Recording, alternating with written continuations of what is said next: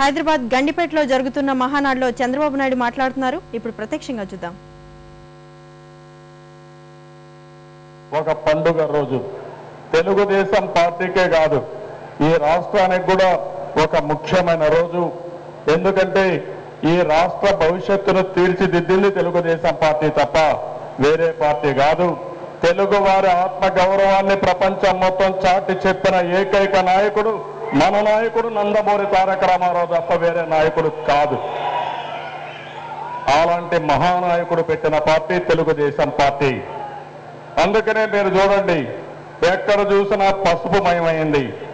ఈ పసుపు చూస్తే ఒక ఆనందం, కళ్ళకు ఆహ్లాదం, అంతేకాదు ఒక శుభం. ఏ ఇంట్లో శుభ కార్యక్రమం జరగాలన్నా పసుపు లేకపోతే శుభం జరగదు. ఇది అలాంటి శుభానికి చిహ్నం తెలుగుదేశం పార్టీ అని చెప్పి కూడా నేను మీ అందరికీ విజ్ఞప్తి చేస్తున్నాను. అందుకనే ఈరోజు ఇక్కడికి వచ్చిన మిమ్మల్ని చూస్తున్నాను, చాలా ఉత్సాహంగా ఉన్నారు. ఎంత ఉత్సాహంగా ఉన్నారంటే నేను ఇంట్లో నుంచి బయలుదేరినప్పుడు చూస్తున్నాను, ఎక్కడ చూసినా పసుపు మయమైపోయింది. హైదరాబాద్ మొత్తం, గ్రేటర్ హైదరాబాద్ అంతా కూడా పసుపు మయం చేశారంటే ఎంత ఉత్సాహంగా ఉన్నారో దీన్ని బట్టి అర్థమవుతుందని చెప్పి కూడా నేను మీ అందరికీ విజ్ఞప్తి చేస్తున్నాను. అయితే ఈరోజు ఈ మహానాడుకు ఒక ప్రత్యేకత ఉంది. దానికి కారణం రాబోయే సంవత్సరంలో మనకు ఎన్నికలు కూడా వస్తున్నాయి. అందుకనే నియోజకవర్గాల్లో మినీ మహానాడు పెట్టుకున్నాం, జిల్లాలో మినీ మహానాడు పెట్టుకున్నాం. ఈరోజు రాష్ట్రంలో మనం మహానాడు ఏర్పాటు చేసుకుంటున్నాం. మన నాయకుడు ఎప్పుడూ ఆలోచించి తెలుగుదేశం పార్టీ చేసి ఈ యొక్క సభ రాష్ట్రానికి ఒక మహానాడు లాంటిది, ఒక మంచి రోజు అనే ఉద్దేశంతోనే మహానాడు పేరు పెట్టారు. ఇంకో పక్క మీరు చూస్తే ఒక మహానాయకుడు జన్మించిన జన్మదినాన్ని పురస్కరించుకుని మనం మహానాడు జరుపుకుంటున్నాం. రేపు మన నాయకుడు ఎన్టీ రామారావు గారు పుట్టి 90వ సంవత్సరం, 90వ జన్మదినాన్ని రేపు మనం జరుపుకోబోతున్నాం. కొంతమంది చాలా మంది పుడుతున్నారు, చాలా మంది చనిపోతారు, కానీ చరిత్రలో మిగిలిపోయేది, ప్రజల హృదయాల్లో చిరస్థాయిగా ఉండేది, తెలుగు జాతి చరిత్ర ఉన్నంత వరకు చరిత్రలో ఉండే ఏకైక యుగ పురుషుడు ఒక్క ఎన్టీ రామారావు గారు తప్ప వేరే వాళ్ళు కాదని చెప్పి కూడా ఈ సందర్భంగా మీకు విజ్ఞప్తి చేస్తున్నాం. అలాంటి మహానాయకుడి యొక్క జన్మదినాన్ని మనం రేపు జరుపుకోబోతున్నాం. ఆ సందర్భంగా ఈ మీటింగ్ కూడా మనం పెట్టుకున్నాం. ఈసారి మనం చూస్తే నిన్న మొన్న వడగాల్పులు వచ్చాయి, కానీ మీ రాక హైదరాబాద్ లో చల్లదనాన్ని కూడా తీసుకొచ్చింది. ఇది ఒక శుభ పరిణామం. చాలా చల్లగా కూడా కనపడుస్తూ ఉంది, చాలా సంతోషం కూడా. ఇలాంటి కార్యక్రమాన్ని 2 రోజులు మనం ఇక్కడ సమావేశం అవుతున్నాం. అనేక విషయాలు మనం చర్చిస్తున్నాం. మనం చర్చించే ప్రతి ఒక్క సమస్య లోక కళ్యాణం కోసం చేస్తున్నాం తప్ప వేరే పార్టీల వారిగా వాళ్ళ స్వార్థం కోసమో, జైల్లో ఉండే వ్యక్తులకు బెయిల్ కోసమో, లేకుంటే వసూళ్ల కోసం మనం చేయడం లేదు. మనం చేసేది లోక కళ్యాణం కోసం చేస్తున్నామని మరొకసారి మీ అందరికీ విజ్ఞప్తి చేస్తున్నాను. ఇటీవల కాలంలో మీరు చూశారు, వస్తున్న మీకోసం కార్యక్రమం 7 నెలలు, 208 రోజులు. నేను ఆ రోజు ఆ కార్యక్రమంలో ప్రారంభించినప్పుడు, నేను ఆలోచించినప్పుడు కుటుంబ పెద్దలైన ఇక్కడ నాయకులందరితో నేను చర్చించాను. ఆ రోజు అందరూ అన్నారు, మీరు ఎక్కువ శ్రమ తీసుకుంటున్నారు, ఇంత శ్రమ అవసరమా? అవసరం లేదేమో, మీరు ఆలోచించండి, మీ ఆరోగ్యం ముఖ్యమని నాకు చాలా మంది హితవు పలికారు. కానీ నేను ఒకటే ఆలోచించాను, ఈరోజు రాష్ట్రం ఇబ్బందుల్లో ఉంది. ఈ కాంగ్రెస్ పార్టీ పాలన వల్ల, ఈ దుష్ట పాలన వల్ల రాష్ట్రం పూర్తిగా నష్టపోయింది. రాష్ట్రం ఇబ్బందుల్లో ఉన్నప్పుడు, ప్రజలు సమస్యల సుడిగుండంలో ఉన్నప్పుడు నేను హైదరాబాద్ లో ఉండడం సబబు కాదనే ఉద్దేశంతోనే వస్తున్న మీకోసం కార్యక్రమం ప్రారంభించి దిగ్విజయంగా 7 నెలలు ఆ కార్యక్రమాన్ని నిర్వహించాం. అయితే ఈరోజు మీరు ఒకసారి చూస్తే నా జీవితంలో, లేకుంటే తెలుగుదేశం పార్టీ చరిత్రలో అనేకమైన ముఖ్యమైన ఘట్టాలున్నాయి, అనేక సంఘటనలు జరిగాయి. అయితే మొన్న నేను ప్రారంభమైన తర్వాత 7 నెలలు తిరిగిన తర్వాత నేను అనేక కార్యక్రమాల్లో బ్రహ్మాండంగా ముందుకు పోయినప్పటికీ నా జీవితంలో నా రాజకీయ చరిత్రలో మరచిపోనటువంటి మరుపు రాని ఘట్టం వస్తున్న మీకోసం కార్యక్రమం అని చెప్పి కూడా మీకు విజ్ఞప్తి చేస్తున్నాను. నేను ప్రారంభించింది మాత్రం నాకు తెలుసు. నన్ను నడిపించింది ఇక్కడుండే కార్యకర్తలు మీరే నడిపించారు, కుటుంబ సభ్యులు మీరే నడిపించారు. 1-2 రోజులు కాదు, 7 నెలలు నిరంతరం నాకు కంటికి రెప్పలా కాపాడారు. ఎక్కడ చూసినా మేము వస్తామంటే బాగోగులు చూసుకున్నారు. అన్ని ప్రజలకందరికీ చెప్పే విషయంలో ముందున్నారు. ఎక్కడికక్కడ చొరవ తీసుకున్నారు. మీటింగులు పెట్టడం కానీ అన్ని విషయాలు మీరు చూస్తే 7 నెలల్లో ఎక్కడ కూడా నాకు ఏమాత్రం కూడా ఇబ్బంది లేకుండా అన్ని విధాలా మీరు సహకరించారు. ప్రజలైతే నిండు మనసుతో సహకరించారు. జీవితంలో ఎప్పుడూ మరిచిపోని విధంగా ఆశీర్వదించారు. మీ యొక్క ఆదరణ, ప్రజల యొక్క స్ఫూర్తి నన్ను ముందుకు నడిపించింది తప్ప ఇంకోటి కాదని చెప్పి కూడా నేను మీకు తెలియజేసుకుంటున్నాను. అయితే ఈ సందర్భంగా మీరు చూస్తే కొన్ని సంఘటనలు కూడా జరిగాయి. గద్వాల్లో నేనుంటే మీటింగ్ అంతా అయిపోయిన తర్వాత ఆ వేదిక కూలిపోయింది. కూలిపోయినప్పుడు నేను తూలి కిందన పడే పరిస్థితి వచ్చింది.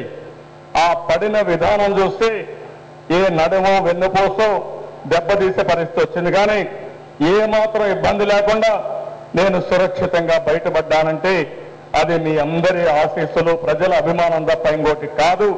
ఆ విధంగా బయటపడ్డాం. అదే మరిగా కొలకలూరులో, గుంటూరు జిల్లాలో ఆ రోజు మహానాయకులు మన నాయకుడు ఎన్టీ రామారావు గారికి, అదే మరిగా పక్కనే జగజీవన్ రామ్ గారి స్టాచ్యూకి ఇనాగరేషన్ చేసి అక్కడి నుంచి మాట్లాడి దిగేటప్పుడు ఆ వేదిక పైకి పోయే స్టేర్ కేసు ఏదైతే ఉందో ఆ మెట్లు కేసులంతా కూడా ఒరిగిపోయే పరిస్థితి వచ్చింది. ఆ ఒరిగిపోయిన విధానం మీరు చూస్తే తప్పకుండా ఏదో ఒక విధంగా దెబ్బతినే పరిస్థితి వచ్చేది. అక్కడ కూడా ఎలాంటి సంఘటన జరగకుండా సురక్షితంగా బయటపడ్డామంటే ఇది భగవంతుడి యొక్క దయ తప్ప ఇంకోటి కాదని చెప్పి కూడా నేను మీకు తెలియజేస్తున్నాను. ఈరోజు మీకోసం కార్యక్రమంలో ఇలాంటి 2-3 సంఘటనలు జరిగాయి. అయితే 208 రోజులు కూడా నా వెంట కొన్ని వందల మంది నడిచారు. కొన్ని వందల మంది కార్యకర్తలు పనిచేశారు. మీడియా బ్రహ్మాండంగా సహకరించారు. పోలీసు వ్యవస్థ అందరూ సహకరించారు. వారందరికీ కూడా అభినందన చెప్పాల్సిన అవసరం ఉంది. ఆ విధంగా సహకరించిన అందరికీ కూడా మనస్ఫూర్తిగా నా అభినందనలు. నాతో వచ్చిన టీంలో ఉన్నారు, 7 నెలలు తిరిగారు, వారిని కూడా మనస్ఫూర్తిగా అభినందిస్తున్నాను. మోహన్ రావు, గరికపాటి మోహన్ రావు గారు కానీ, వారి అనుమానులు కానీ, టీం అంతా కూడా నాకు ఏ ఇబ్బంది లేకుండా ముందుకు తీసుకుపోయారు.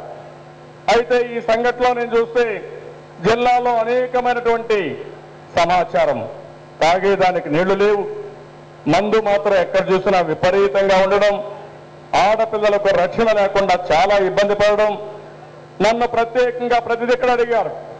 కొన్ని దిక్కల్లో అయితే ఒక ఊర్లో అయితే ఒక ఆడబిడ్డ ముందుకొచ్చి చాలా దారుణంగా మా ఇంటి ముందర మేము స్వేచ్ఛగా తిరగలేకపోతున్నాం, మేము ముసుగేసి తిరుగుకునే పరిస్థితి వచ్చింది, ఆడబిడ్డలు ఎవ్వరికి ఆడపిల్లలకు రక్షణ లేదు, మీరు ఏమి ఇచ్చినా ఏమి ఇవ్వకపోయినా పర్వాలేదు, మాకు రక్షణ ఇమ్మని ఒక ఆడబిడ్డ ప్రాధేయపడిందంటే ఈ రాష్ట్రంలో, దేశంలో ఎలాంటి పరిస్థితులు ఉన్నాయో మనం అర్థం చేసుకోవాల్సిన అవసరం ఉంది.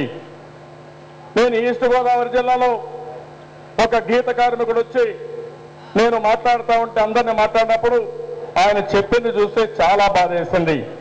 మేము ఒక బానిస బతుకుతున్నాం, మేము రోజంతా కష్టపడుతున్నాం, డబ్బులు సంపాదిస్తున్నాం, కానీ ఏ విధంగా అయితే బాండెడ్ లేబర్ కష్టపడతారో, బానిసలు కష్టపడతారో ఆ విధంగా కష్టపడుతున్నాం.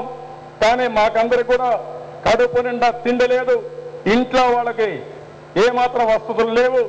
మేము కష్టపడేది ఈ అవినీతి దొంగల కోసం, గవర్నమెంట్ లో ఉండే అవినీతి పరుల కోసం కష్టపడుతున్నారు, మమ్మల్ని నిలువ దోపిడీ చేస్తున్నారని ఒక గీత కార్మికుడు బాధపడ్డాడంటే ఈ ప్రభుత్వం ఏ విధంగా పనిచేస్తుందో దీన్ని బట్టి అర్థమవుతుంది. నేను కొన్ని దిక్కలు చూశాను, వృద్ధులను చూశాను, బక్క చిక్కిపోయారు, ఎముకలు మాత్రం ఉన్నాయి, మనుషులు కడుపు నిండా తిండి లేదు, వాళ్ళు చూసుకోవడానికి మనుషులు లేరు. నేను నిజామాబాద్ లో పోతా ఉంటే ఒక వృద్ధ మహిళ ఆవిడ బాధ చూస్తే ఏదో ఒక టెంపుల్లో పడుకుని అరుస్తా ఉంటే ప్రెస్ వాళ్ళు వచ్చి రాత్రిలో ఒక మహిళ అరుస్తా ఉంది, ఒకసారి చూడమంటే నేను వెళితే దీనావస్థలో ఉంది, లేయలేకపోయింది, నడవలేకపోయింది, కడుపు నిండా తిండి లేదు, చూసుకునే వ్యక్తులు లేదు, అనారోగ్యం, అన్ని విధాలా బాధపడే పరిస్థితి వచ్చిందంటే ఇలాంటి సంఘటనలు ఒకటి రెండు కాదు, కొన్ని వందల సంఘటనలు, కొన్ని వేల సంఘటనలు చూసాం. అవన్నీ కూడా మనం సమీక్ష చేసుకుంటున్నాం. సమీక్ష చేసుకుని భవిష్యత్తులో ఎలాంటి సమస్యలు పునరావృతం కాకుండా వీళ్ళని ఆదుకోవడానికి ఎలాంటి మార్గాలు ఉన్నాయో ఆ మార్గాలపైన నేను అన్వేషణ చేశాను. 7 నెలలు నా మైండ్లో కదిలిన దృశ్యాలు ఇవి. ఈ 7 నెలలు నేను ఆలోచించింది, కొన్ని రోజులు నిద్రపోని రోజులు ఉన్నాయి. ఆ నిద్రపోని రోజుల్లో నా ఆవేదన, నా కలత, అలాంటి అభాగ్యుల్ని ఏ విధంగా ఆదుకోవాలని ఆలోచించ తప్ప ఇంకోటి లేదు. దానికి తప్పకుండా పరిష్కార మార్గం ఉంది. అది చేసి చూపించే సత్తా తెలుగుదేశం పార్టీకి ఉందని చెప్పి కూడా నేను మీ అందరికీ విజ్ఞప్తి చేస్తున్నాను. ఈ అన్నిటికీ కారణం ఏంటనే ఒక్కసారి మనం ఆలోచించుకోవాలి. 7 నెలలు కాంగ్రెస్ పార్టీ దుష్ట పరిపాలన. ఈరోజు రాష్ట్రంలో మనం చూస్తున్నాం ఒక అసమర్థ పాలన, ఒక అవినీతి పాలన. కేంద్రంలో కూడా ఒక అవినీతి పాలన, ఒక పనికి మాలిన పాలన నుండి అన్ని సమస్యలు సృష్టించే పరిస్థితికి వచ్చారు. ఈరోజు రాష్ట్రంలో మీరు చూడండి, కరెంటు విషయం, తెలుగుదేశం పార్టీ హయాంలో కరెంటు విషయంలో మీరు ఒకసారి ఆలోచిస్తే బ్రహ్మాండంగా ఆ రోజు ముందుకు పోయాం. 2004లో మిగులు కరెంటు, మిగులు బడ్జెట్తో ఆ రోజు డిపార్ట్మెంట్ అప్పచెప్తే ఈ రోజు కనీసం ఖర్చులు కూడా సరిగా పెట్టకుండా ఈరోజు తెలుగుదేశం పార్టీ హయాంలో ఖర్చు పెట్టిన బడ్జెట్ కూడా తగ్గించి ఈరోజు రాష్ట్రాన్ని అంధకారం చేశారు. 25,000 కోట్ల రూపాయలు ఈరోజు అదనంగా ఈ 9 ఏళ్లలో కరెంటు ఛార్జీలు పెంచారు. ఒక పక్కన మీరు చూస్తే కరెంటు ఛార్జీలు పెంచడం, రెండో పక్కన ఏదైతే ఫ్యూయల్ సర్ఛార్జ్ అడ్జస్ట్మెంట్ కింద ఇవన్నీ వేసి పెద్ద ఎత్తున దోచుకునే పరిస్థితి వచ్చింది. రాష్ట్రం అంధకారమైంది, ఇండస్ట్రీస్ దెబ్బతిన్నాయి, వ్యవసాయం ఎత్తిపోయింది. ఈరోజు కరెంటు తీగులు తగిలి రైతులు 8,000 మంది చనిపోయారంటే ఏం చెప్పాలనో అర్థం కాని పరిస్థితి. రాబోయే రోజుల్లో కూడా ఇవి బాగుపడతాయని లేని పరిస్థితి. 6,30,000 స్మాల్ స్కేల్ ఇండస్ట్రీలు ఈరోజు పూర్తిగా దెబ్బతిన్నాయి. ఇండస్ట్రీకి 4-5 మంది లెక్కేసుకున్నాం. 20-30 లక్షల మంది ఉద్యోగాలు కోల్పోయారు, ఉపాధి కోల్పోయారు, దివాలా తీశారు. పెద్ద ఎత్తున ఆర్థిక వ్యవస్థ చిన్నాభిన్నమయ్యే పరిస్థితి వచ్చింది. ఇంకో పక్కన రైతులు ఉన్నారు. 1-2 సమస్యలు కాదు, ఎరువుల ధరలు పెంచారు, వ్యవసాయ ఖర్చులు పెరిగిపోయినాయి. ఇంకో పక్క వ్యవసాయ ఖర్చులు పెరిగి, ఎరువుల ధరలు పెరిగి 300% ఖర్చులు పెరిగితే పండించిన పంటకు మాత్రం 30% కూడా పెంచే పరిస్థితి లేదు. ఈరోజు రాష్ట్రంలో పెద్ద ఎత్తున ఆత్మహత్యలు జరిగాయి. 9 సంవత్సరాల్లో 22,500 మంది రైతులు ఆత్మహత్య చేసుకున్నారంటే ఎంత దౌర్భాగ్యం మనం ఆలోచించుకోవాల్సిన అవసరం ఉంది. అదే కాకుండా ఈరోజు రాష్ట్రంలో చూస్తే ఎక్స్టెన్షన్ కూడా, వ్యవసాయ విస్తరణ కూడా పూర్తిగా దెబ్బతినింది. కాంగ్రెస్ నాయకులు వాళ్ళకు కావలసిన కార్యకర్తల్ని ఏదైతే ఆదర్శ రైతుని పేరు పెట్టి ఇష్టానుసారంగా వేసుకున్నారో తప్ప వాళ్ళకు న్యాయం జరిగే పరిస్థితి లేకుండా పోయింది. అన్ని కలిసి వ్యవసాయం పూర్తిగా నిర్వీర్యమైంది. రైతులు దిక్కుదోచిన పరిస్థితిలో ఉన్నారు. అందుకనే తెలుగుదేశం పార్టీ చాలా స్పష్టంగా హామీ ఇచ్చాం. మీరు ఒక్కసారి ఆలోచించండి. తెలుగుదేశం పార్టీ హయాంలో సాగునీటి సంఘాలు పెట్టాం, విస్తరణ అధికారుల్ని సైంటిఫిక్ గా పెట్టాం. ఆ రోజు ఒక పక్కన చూస్తే ఇరిగేషన్ లో సాగునీరు కోసం 11,000 కోట్ల రూపాయలు ఖర్చు పెట్టి 30 లక్షల ఎకరాలకు నీరు తీసుకొచ్చిన ఘనత తెలుగుదేశం పార్టీది. ఇప్పుడు 80,000 కోట్లు ఖర్చు పెట్టారు. జలయజ్ఞం అన్నారు, 8,000 ఎకరాలకు కూడా నీళ్లు ఇవ్వలేకపోయారు. ఇవన్నీ చూసిన తర్వాత మళ్ళీ రైతును ఆదుకోవాలి, వ్యవసాయం లాభసాటిగా తయారు కావాలి, వ్యవసాయ ఖర్చులు తగ్గించాలి, గిట్టుబాటు ధర రావాలి. ఇది జరిగే వరకు తెలుగుదేశం పార్టీ రైతులకు అండగా ఉంటాం.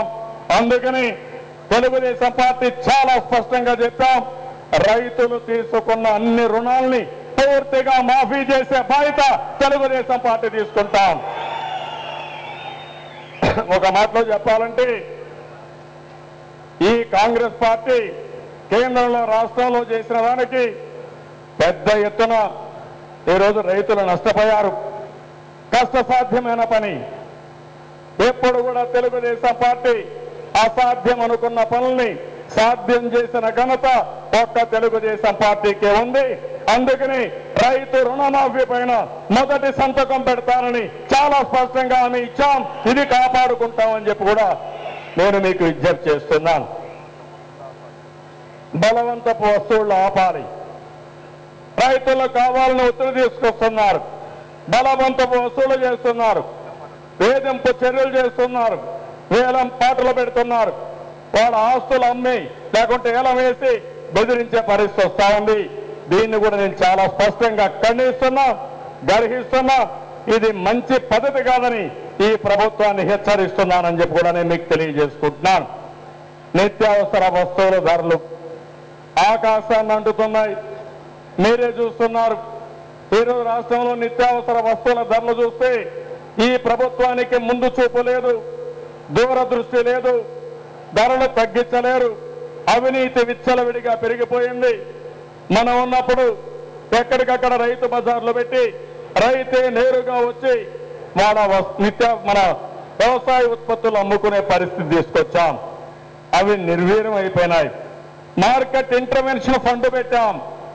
రైతుకు గిట్టుబాటు ధర రావడం, అదే మరి ఎప్పుడైనా ధరలు పెరిగితే ముందుగానే ఆలోచించుకుని ఆ నిత్యావసర వస్తువులన్నీ కూడా గోడౌన్లో పెట్టి ధరలు పెరిగినప్పుడు రిలీజ్ చేసి ధరలు నియంత్రణ చేశాం. ఈరోజు ఏదీ లేని పరిస్థితి వచ్చింది. దీనికి అదనంగా పెట్రోల్ డీజిల్ ధరలు పెరగడం, దీనివల్ల కూడా పెద్ద ఎత్తున సమస్యలు వచ్చాయి. ఈరోజు కూరగాయలు చూస్తున్నారు. నిన్న ఈరోజు పేపర్లో వస్తున్నాయి. ధరలు విపరీతంగా పెరిగిపోయినాయి. ఫేర్ ప్రైస్ షాపుల్లో ఉండే నిత్యావసర వస్తువులు కూడా తగ్గించేసే పరిస్థితికి వచ్చారు. ఒకప్పుడు కిరసనాయిలు ఎక్కువగా ఇచ్చాం. ఇప్పుడు కిరసనాయిల కోటా తగ్గించారు. చక్కెర కోటా తగ్గించారు. అన్ని విధాల ఇబ్బంది కలిగించారు. నిన్న మొన్న ఈ ప్రభుత్వం అమ్మ హస్తం అన్నారు. నేను ఆ రోజు చెప్పాను, ఇది అమ్మ హస్తం కాదు, మొండి హస్తం. అదే కాంగ్రెస్ పార్టీ విధానం అని చెప్పాం. అదే నిజమైన ఈరోజు నిర్ధారణకు వచ్చే పరిస్థితి వచ్చింది. ఇప్పుడు మాట్లాడుతున్నాడు ముఖ్యమంత్రి, మంత్రులు తప్పులున్నాయి సరి చేసుకుంటామని. ఎప్పుడు సరి చేస్తానని అడుగుతున్నా. మీ యొక్క అమ్మ హస్తం ఎవరికి ఉపయోగపడతా ఉంది?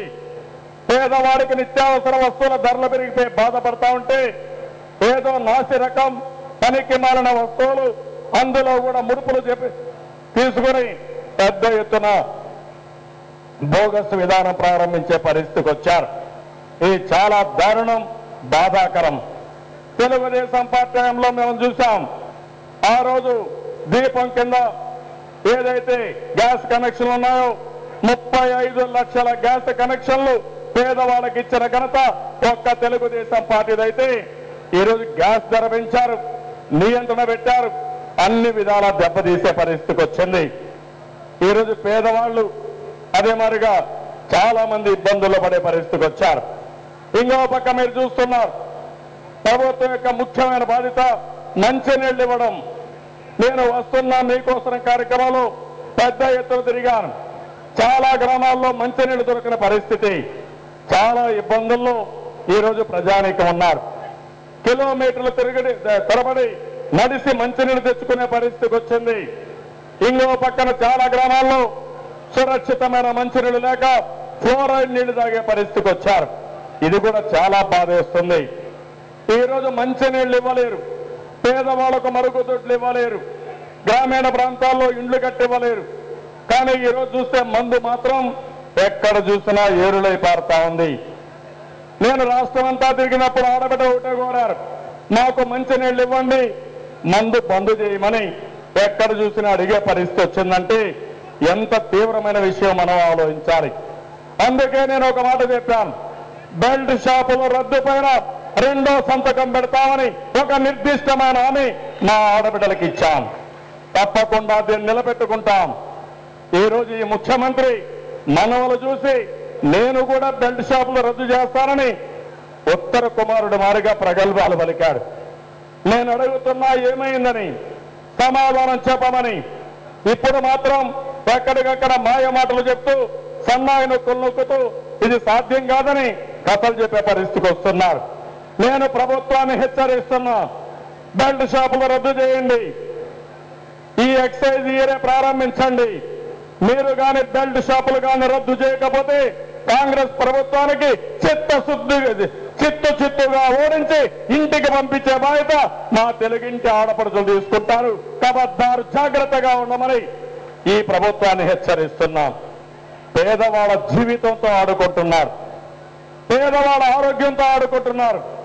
ఇది ప్రజా ప్రభుత్వం కాదు, ప్రజల రక్తాన్ని తాగే ప్రభుత్వం తప్ప ప్రజల ఆరోగ్యం కానీ ప్రజల సంక్షేమం కానీ వాళ్ళ ఆర్థిక పరిస్థితులు కానీ ఆలోచించే ప్రభుత్వమే కాదని చెప్పి కూడా నేను మీకు తెలియజేస్తున్నాను.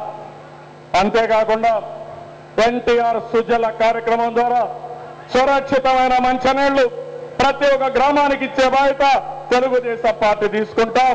మా ఆడబిడ్డల ఆరోగ్యాన్ని అదే మరిగా ప్రజలకు కావాల్సిన మంచినీళ్ళు ఇచ్చే బాధ్యత కూడా తెలుగుదేశం పార్టీ తీసుకుంటాం.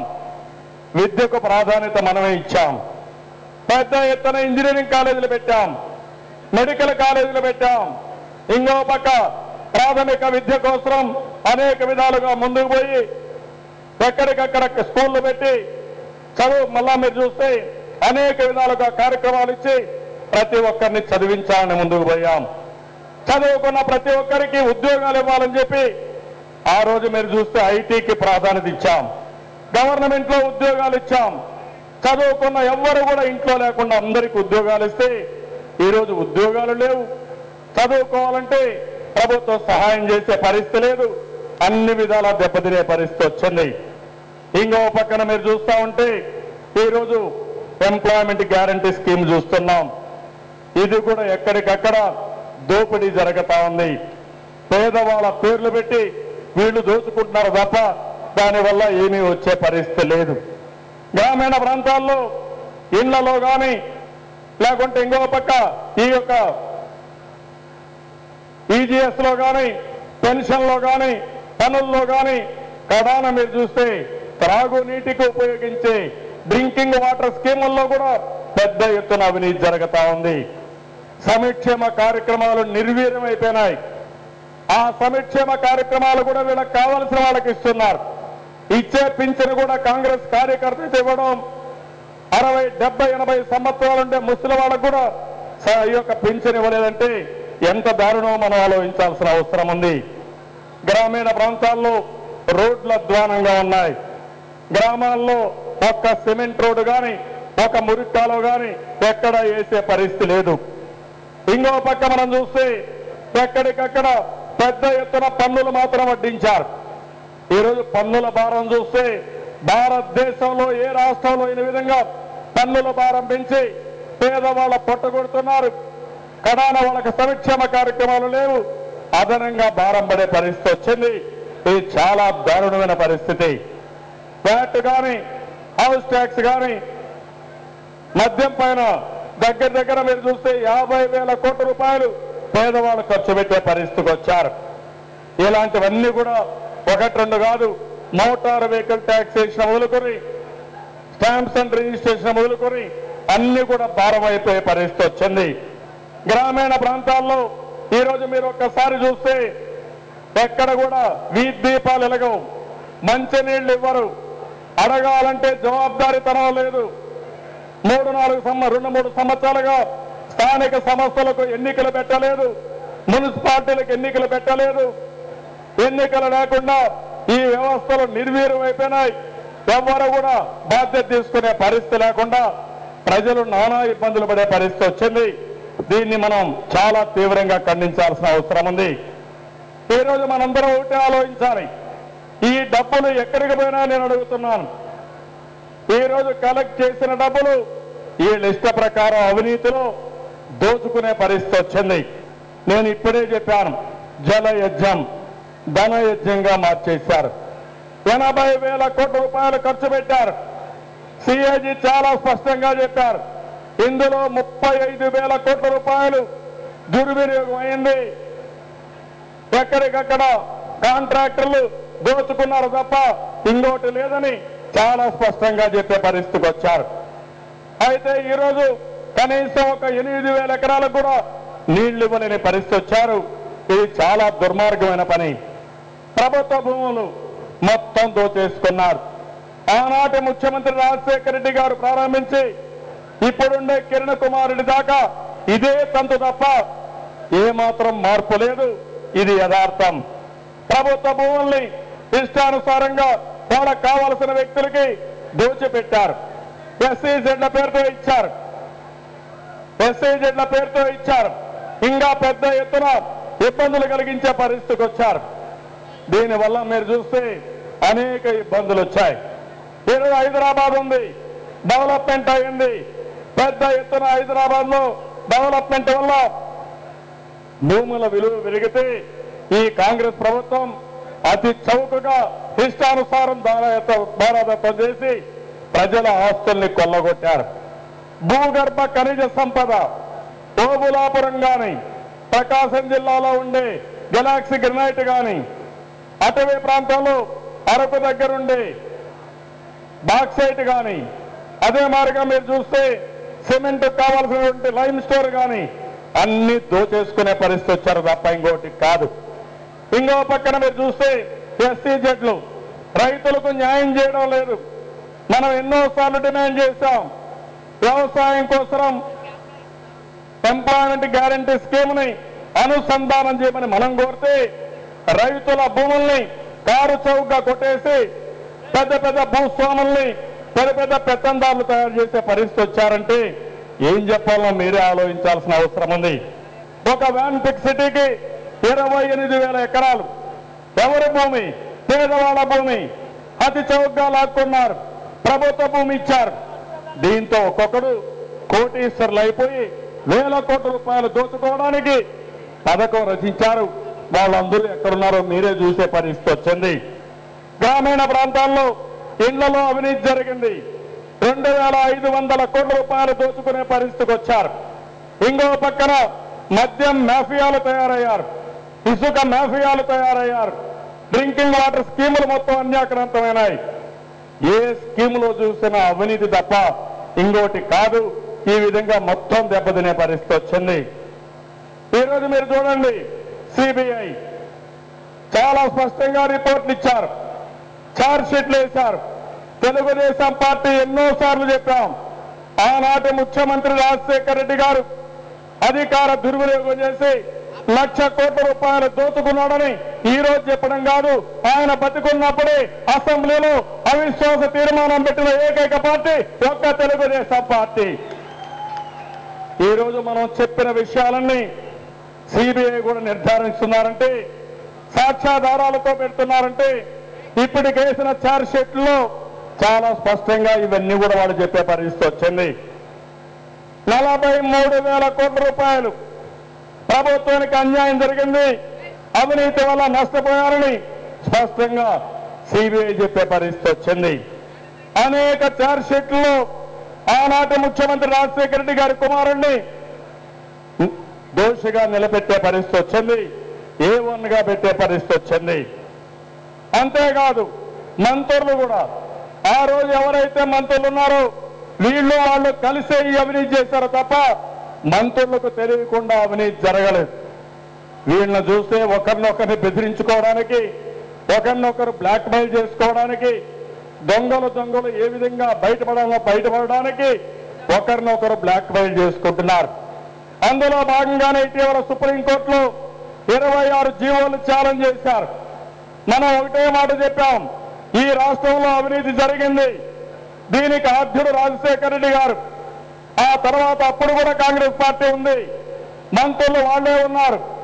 ఈ రోజు చూస్తే కాంగ్రెస్ పార్టీ ఒక దొంగల రైలు, ఆ దొంగల రైల్లో ఒక డ్రైవర్ మాత్రం మారాడు కానీ కరవంతా వాళ్ళే ఆ దొంగలే ఇంకా మంత్రులుగా ఉన్నారు తప్ప వీళ్ళు ఎక్కడా మారలేదు. ఇది యథార్థం. నేను అడుగుతున్నా, మీకు తెలియకుండా సంతకాలు పెట్టారా అని మిమ్మల్ని అడుగుతున్నా. తెలియకుండా సంతకాలు పెట్టుంటే అదే అసెంబ్లీలో మేము అవిశ్వాస తీర్మానం పెట్టి జీవోలన్నీ చూపించాం. అప్పుడు ఎందుకు మాట్లాడలేదని అడుగుతున్నా. అప్పుడు ఎందుకు రాజశేఖర రెడ్డి సమర్థించారు ఈ మంత్రులు చెప్పాల్సిన అవసరం ఉంది. ఇప్పుడుండే ముఖ్యమంత్రి అవిశ్వాస తీర్మానం పెట్టినప్పుడు రాజశేఖర రెడ్డి చేసిన అవినీతిని సమర్థించిన మొదటి వ్యక్తి ఈ ముఖ్యమంత్రి తప్ప ఇంకొకరు కాదు. ఈయన కూడా ముద్దాయి తప్ప ఇంకొకటి కాదు. అవినీతి చేయడం ఎంత తప్పు, అవినీతి పరులను సమర్థించడం కూడా అంతే తప్పు తప్ప అది ఏమాత్రం కూడా ఉపేక్షించడానికి వీలు లేదు. ఈ రోజు మంత్రులు అంటున్నారు మాకు ఏమీ తెలియకుండా సంతకం పెట్టామని, ముఖ్యమంత్రి చెప్తే సంతకం పెడతామని. అంటే మీకు ఏమీ రాకపోతే మీరు సంతకాలు పెడతారని నేను అడుగుతున్నా. ఆ రోజు అనుకున్నారు, అడ్డు లేదనుకున్నారు, ఏమైనా చేస్తామనుకున్నారు. ఈరోజు తగులుకున్న తర్వాత మీరు మాట్లాడే పరిస్థితి వచ్చింది. మొన్నటి వరకు మీరు చూశారు, ఎవరైతే మంత్రులు ఉన్నారో ఒక మంత్రి A4, ఇంకొక మంత్రి A5, ఇంకొక మంత్రి A5 అయితే జైల్లో ఉన్నాడు. మనం అందరం కూడా పోరాడాం. ఒక మంత్రి క్షేమ వైలేషన్ లో ఫైన్ పడింది, శిక్ష పడింది. కానీ ఆ మంత్రి కూడా కేబినెట్ లో ఇంకా కొనసాగుతూనే ఉన్నాడు. మనం ఒక మాట చెప్పాం, పెయింటెడ్ మినిస్టర్స్ ని పూర్తిగా బర్తరఫ్ చేయాలి. పెయింటెడ్ మినిస్టర్స్ కంటిన్యూ అయితే తెలుగుదేశం పార్టీ ఎట్టి పరిస్థితుల్లో ఉపేక్షించాం, వదిలిపెట్టాం. ఈ ప్రభుత్వం గుండెల్లో నిద్రపోయి పెయింటెడ్ మినిస్టర్స్ ని కళంకిత మంత్రుల్ని పూర్తిగా బర్తరఫ్ చేసే వరకు పోరాడతామని చాలా స్పష్టంగా చెప్పాం. ఏ పార్టీ పోరాడలేదు, తెలుగుదేశం పార్టీ పోరాడుతున్నాం. గవర్నర్ని కలిశాం, అసెంబ్లీలో పోరాడాం, క్షేత్రస్థాయిలో పోరాడాం. కడకు ఢిల్లీకి కూడా వెళ్ళి రాష్ట్రపతికి కూడా ఇచ్చి ఈ టెయింటెడ్ మినిస్టర్స్ ని కళంకిత మంత్రుల్ని డిస్మిస్ చేయమని ఆదేశాలు ఇమ్మని, గవర్నర్కి ఆదేశాలు ఇమ్మని చాలా స్పష్టంగా డిమాండ్ చేశాం. మనం చేసిన పోరాట ఫలితం నిన్న 2 మంత్రులు 2 వికెట్లు అవుట్ అయిపోయినాయి. మీరు కూడా క్షేత్రస్థాయిలో చాలా బాగా పనిచేశారు, ఉద్యమాలు చేశారు, ర్యాలీలు తీసుకొచ్చారు, ప్రజల పక్షాన్ని నిలబడ్డాం. అందుకే నేను చెప్తున్నాను, తెలుగుదేశం పార్టీ ఎప్పుడూ రాజీ పడం. మన నాయకుడు ఎన్టీ రామారావు గారు ఉన్నప్పుడు ఇదే మారిగా అవినీతి జరిగితే ఆ రోజు ఒక ముఖ్యమంత్రిని ఇంటికి పంపించిన ఘనత తెలుగుదేశం పార్టీ తప్ప ఇంకొకరిది కాదు. ఆ రోజు ఎక్సైజ్ శాఖలో డిస్టరీస్ అనుమతిస్తే ఆ మంత్రిని ఇంటికి పోయే వరకు వదిలిపెట్టలేదు. ఒక మంత్రి హైదరాబాద్ లో ఇళ్లు రెగ్యులరైజ్ చేయడం కోసం అధికార దుర్వినియోగం చేస్తే ఆ మంత్రిని రాజీనామా చేపించిన ఘనత తెలుగుదేశం పార్టీది. ఈ రోజు ఈ 2 మంత్రుల్ని రాజీనామా చేపించడం కానీ ఒక మంత్రి జైలుకు పోయాడంటే అది తెలుగుదేశం పార్టీ చూపించిన చొరవ తప్ప ఇంకోటి కాదు. ఇంకో పక్కన ఈ ముఖ్యమంత్రికి ఏమాత్రం కూడా సిగ్గు కూడా లేకుండా ఒక కేసు సుప్రీంకోర్టులో వేస్తే సుప్రీంకోర్టులో వేసిన కేసు మీద ప్రభుత్వానికి అనుకూలంగా వాదించకుండా ఎవరైతే మంత్రులు అవినీతికి పాల్పడ్డారో వాళ్లకు న్యాయ సహాయం కోసం ఆర్థిక సహాయం చేస్తామని చెప్పిన పెద్ద మనిషి ఈ ముఖ్యమంత్రి కిరణ్ కుమార్ రెడ్డి గారు. మనం అందుకనే డిమాండ్ చేశాం, ఆర్థిక సహాయం చేయడానికి వీలు లేదు, కళంకిత మంత్రులు ఉండడానికి వీలు లేదు. ఇది పాక్షిక విజయం. పూర్తిగా రాష్ట్రంలో అవినీతిని అంతం చేసే వరకు, ఈ కళంకిత మంత్రులను ఇంటికి పంపించే వరకు, అవినీతిలో ఎవరైతే డబ్బులు సంపాదించారో అవినీతి మార్గాల్లో ఆ డబ్బులు తిరిగి రాబట్టే వరకు తెలుగుదేశం పార్టీ రాజీ లేని పోరాటం చేస్తామని చెప్పి మీ అందరికీ విజ్ఞప్తి చేస్తున్నా. దానికి మీరు సిద్ధంగా ఉండాల్సిన అవసరం ఉంది. రాష్ట్ర భవిష్యత్తు దెబ్బతినింది. చాలా అపవాదు మన మీద వచ్చింది, రాష్ట్రానికి వచ్చింది. మంత్రులు జైలుకు పోయారు, ఐఏఎస్ ఆఫీసర్లు జైలుకు పోయారు, ఇండస్ట్రీస్ట్ జైలుకు పోయారు. కడాన ఏ విధంగా పరిస్థితుందంటే ఈరోజు ఒక పార్టీని మీరు చూస్తున్నారు, ఎవరైనా ఆ పార్టీలోకి చేరాలంటే నేరుగా చెంచలగూడ జైలుకు పోయి జైలుకు పూజ చేసి అక్కడ దర్శనం చేసుకుని బయట వచ్చి ఆ పార్టీలో చేరుతున్నారంటే వీళ్ళకు రాజకీయ విలువలు ఏమున్నాయో ఒక్కసారి మనం ఆలోచించాల్సిన అవసరం ఉంది. ఈరోజు వైఎస్ఆర్ కాంగ్రెస్ నాయకురాలు చెప్తా ఉంది, ఈరోజు బ్లాక్ డే అని, మా అబ్బాయికి ఏదో అన్యాయం జరిగిపోయిందని, రాజకీయ కక్ష వల్ల ఇవన్నీ చేశారని చెప్తా ఉంది. నేను అడుగుతున్నా, ఈరోజు మీ వల్ల, మీ కుటుంబం వల్ల ఐఏఎస్ ఆఫీసర్లు జైలుకు పోయారు. చాలా మంది నిద్ర లేని రాత్రులు గడుపుతున్నారు. మంత్రులు జైలుకు పోయారు, వ్యాపారవేత్తలు జైలుకు పోయారు. దానికి సమాధానం ఏం చెప్తారని అడుగుతున్నా. మీ అక్రమ సంపాదన, మీ అవినీతి వల్ల చాలా కుటుంబాలు సర్వనాశనం అయిపోయినాయి. వాళ్ళు బలవంతంగానో ప్రలోభాలతోనో పూర్తిగా మీరు చెప్పిన పనులు చేసి ఈరోజు వాళ్ళు కూడా నష్టపోయే పరిస్థితి వచ్చారు. అవినీతి పరులు ఎవరిని కూడా ఉపేక్షించాం. తెలిసి అవినీతి చేసినా, తెలియకపోయి అవినీతి చేసినా అవినీతి స్వలాభం కోసం చేశారు తప్ప ఇంకోటి కాదు. ఈ అవినీతి ప్రక్షాళన కావాల్సిన అవసరం ఉంది. ఈరోజు ఈ అవినీతి పైన రాష్ట్ర ప్రభుత్వం కానీ కేంద్ర ప్రభుత్వం కానీ ఎలాంటి చర్యలు తీసుకోలేదు. మీరు ఒక్కసారి ఆలోచించండి. అవిశ్వాస తీర్మానం పెట్టాం, Raja of corruption mister Rajasekhar Reddy పుస్తకం వేశాం, మైనింగ్ మాఫియా ఒక బుక్ వేశాం, ఢిల్లీలో అందరికి ఇచ్చాం, ప్రపంచం మొత్తం చాటి చెప్పాం. అవినీతిని కంట్రోల్ చేయమని ఆ రోజు కోరితే వీళ్ళు ఏమాత్రం కూడా చర్యలు తీసుకోలేదు. ఈ రోజు అవినీతి పైన చర్య తీసుకున్నది సుప్రీంకోర్టు తీసుకున్నది, హైకోర్టు తీసుకున్నాయి, అదే మాదిరిగా లోకాయుక్త తీసుకున్నారు తప్ప వీళ్ళు ఏమాత్రం కూడా తీసుకునే పరిస్థితులు లేరు. ఇది యథార్థం అని చెప్పి కూడా నేను మీకు తెలియజేస్తున్నాను. ఈరోజు మీరు చూస్తున్నారు, పేపర్లు పెడతారు, టీవీలు పెడతారు. నేను అందుకనే చెప్పాను, ఆ పేపర్ పుట్టుకే అవినీతి పుట్టుక. అలాంటి సాక్షి పేపర్ వల్లనో సాక్షి టీవీ వల్ల ఏమీ జరగదు. ఇది ఒక విషకన్య ద్వారా ఈరోజు కూడా మీరు చూస్తే తెలుగుదేశం పార్టీ పైన విష ప్రచారం చేస్తున్నారు. ఇది ప్రజలు కూడా అర్థం చేసుకుంటారు. అడ్రస్ లేకుండా మీరందరూ కూడా చరిత్రహీనులుగా మిగిలిపోయే పరిస్థితి వస్తుంది. ఆ విషయం గుర్తుపెట్టుకోవాల్సిందిగా వీరిని నేను హెచ్చరిస్తున్నాను. నేను ఈ సందర్భంగా మీరందరూ గుర్తుపెట్టుకోవాలి. రాష్ట్ర ప్రజానీకానికి కూడా మనం చెప్పాల్సిన అవసరం ఉంది. ఒక మొసలి కోతి కథ ఒకటి మీకు చెప్పాలనుకుంటున్నాను. మీ ద్వారా రాష్ట్రంలో ఉండే ప్రజలు చెప్పాల్సిన అవసరం ఉంది. ఒక కోతి, ఒక మొసలి ఒకటి చెట్టు పైన ఉంటే, ఒకటి సముద్రంలో ఉండి వాళ్ళిద్దరు కూడా స్నేహం అవుతుంది. ఆ కోతి ముసలిని చూసి ఎప్పుడు సముద్రంలో ఉంటుంది, సరిగా తిండి తింటా ఉందా లేదో, ఈ మొసలికి ఏదో ఒక విధంగా సహాయం చేయాలని మంచి మంచి పళ్ళన్నీ కోసుకొచ్చి ఆ కోతికి ఇస్తుంది. ఆ ముసలి కోతి, దాని భార్య రెండు కూడా ఆనందంగా తింటాయి. ఈ యొక్క పళ్ళు బాగా తిని తిని అలవాటైపోయి వాళ్ళకొక దురుద్దేశం వస్తుంది, ఆశ కలుగుతుంది. కోతి ఇచ్చే పళ్ళే ఇంత బాగుంటే ఇంత మంచి కోతి గుండె ఇంకెంత మంచిగా ఉంటుందో ఆ గుండె తినాలని ఈ కోతికి, ఈ యొక్క ముసలికి ఆలోచన వస్తుంది. ముదుసలైన ముసలి దాని భార్య ఇద్దరు ఆలోచించి ఒక పథకం వేసుకొని కోతికి మోసం చేయడానికి చెప్తాయి. మీరు సముద్రం చూడాలంటున్నారు, మీరు రండి సముద్రం అంతా చూపిస్తాం అని చెప్పి మోసం చేస్తుంది కోతిని. ఆ కోతి కూడా సరదా ఉంటుంది మొత్తం సముద్రం చూడాలని.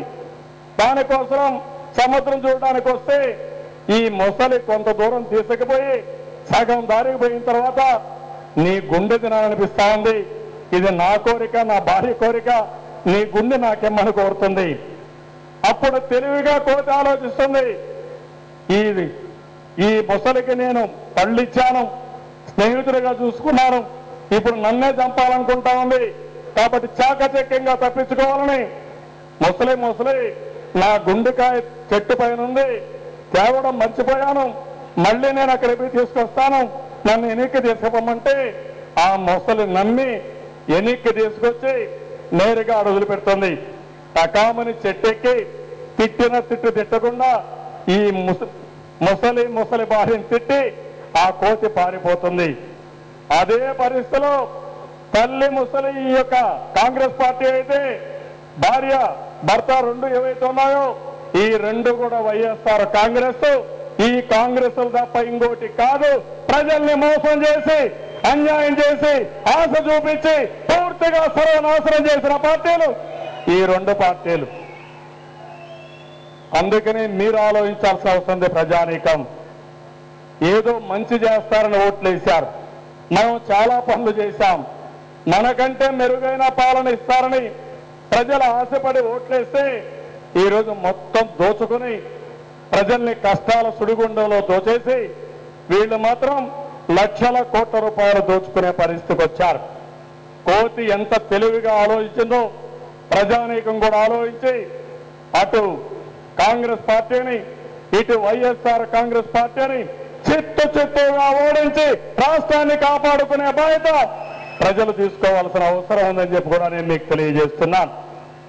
ఇలాంటి సందర్భంలో మనం కేంద్ర ప్రభుత్వాన్ని కూడా ఒక్కసారి ఆలోచించుకోవాలి. కేంద్రంలో కూడా ఏమీ లేదు చెప్పుకోవడానికి. ఈరోజు మీరు చూడండి, పెట్రోల్ డీజిల్ 27 సార్లు పెంచారు, ఎరువుల ధరలు పెంచారు, నిత్యావసర వస్తువుల ధరలు పెరిగిపోతే ఏమాత్రం పట్టించుకునే పరిస్థితి లేదు.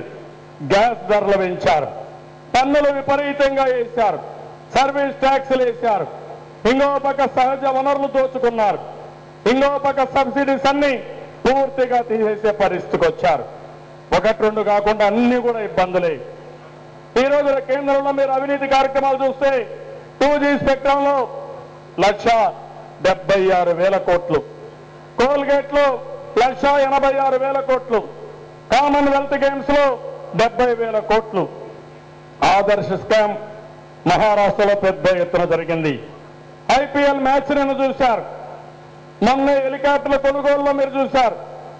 ఈరోజు దేశం మొత్తం క్రికెట్ మ్యాచ్ అభిమానంతో ఎక్కడికక్కడ ప్రజలందరూ కూడా క్రికెట్ మ్యాచ్ ని ప్రోత్సహిస్తే అందులో మ్యాచ్ ఫిక్సింగ్లు, అంతేకాదు బెట్టింగ్లు, అంతేకాకుండా చాలా అసహ్యం కలిగించే సంఘటనలు మనం చూస్తున్నాం.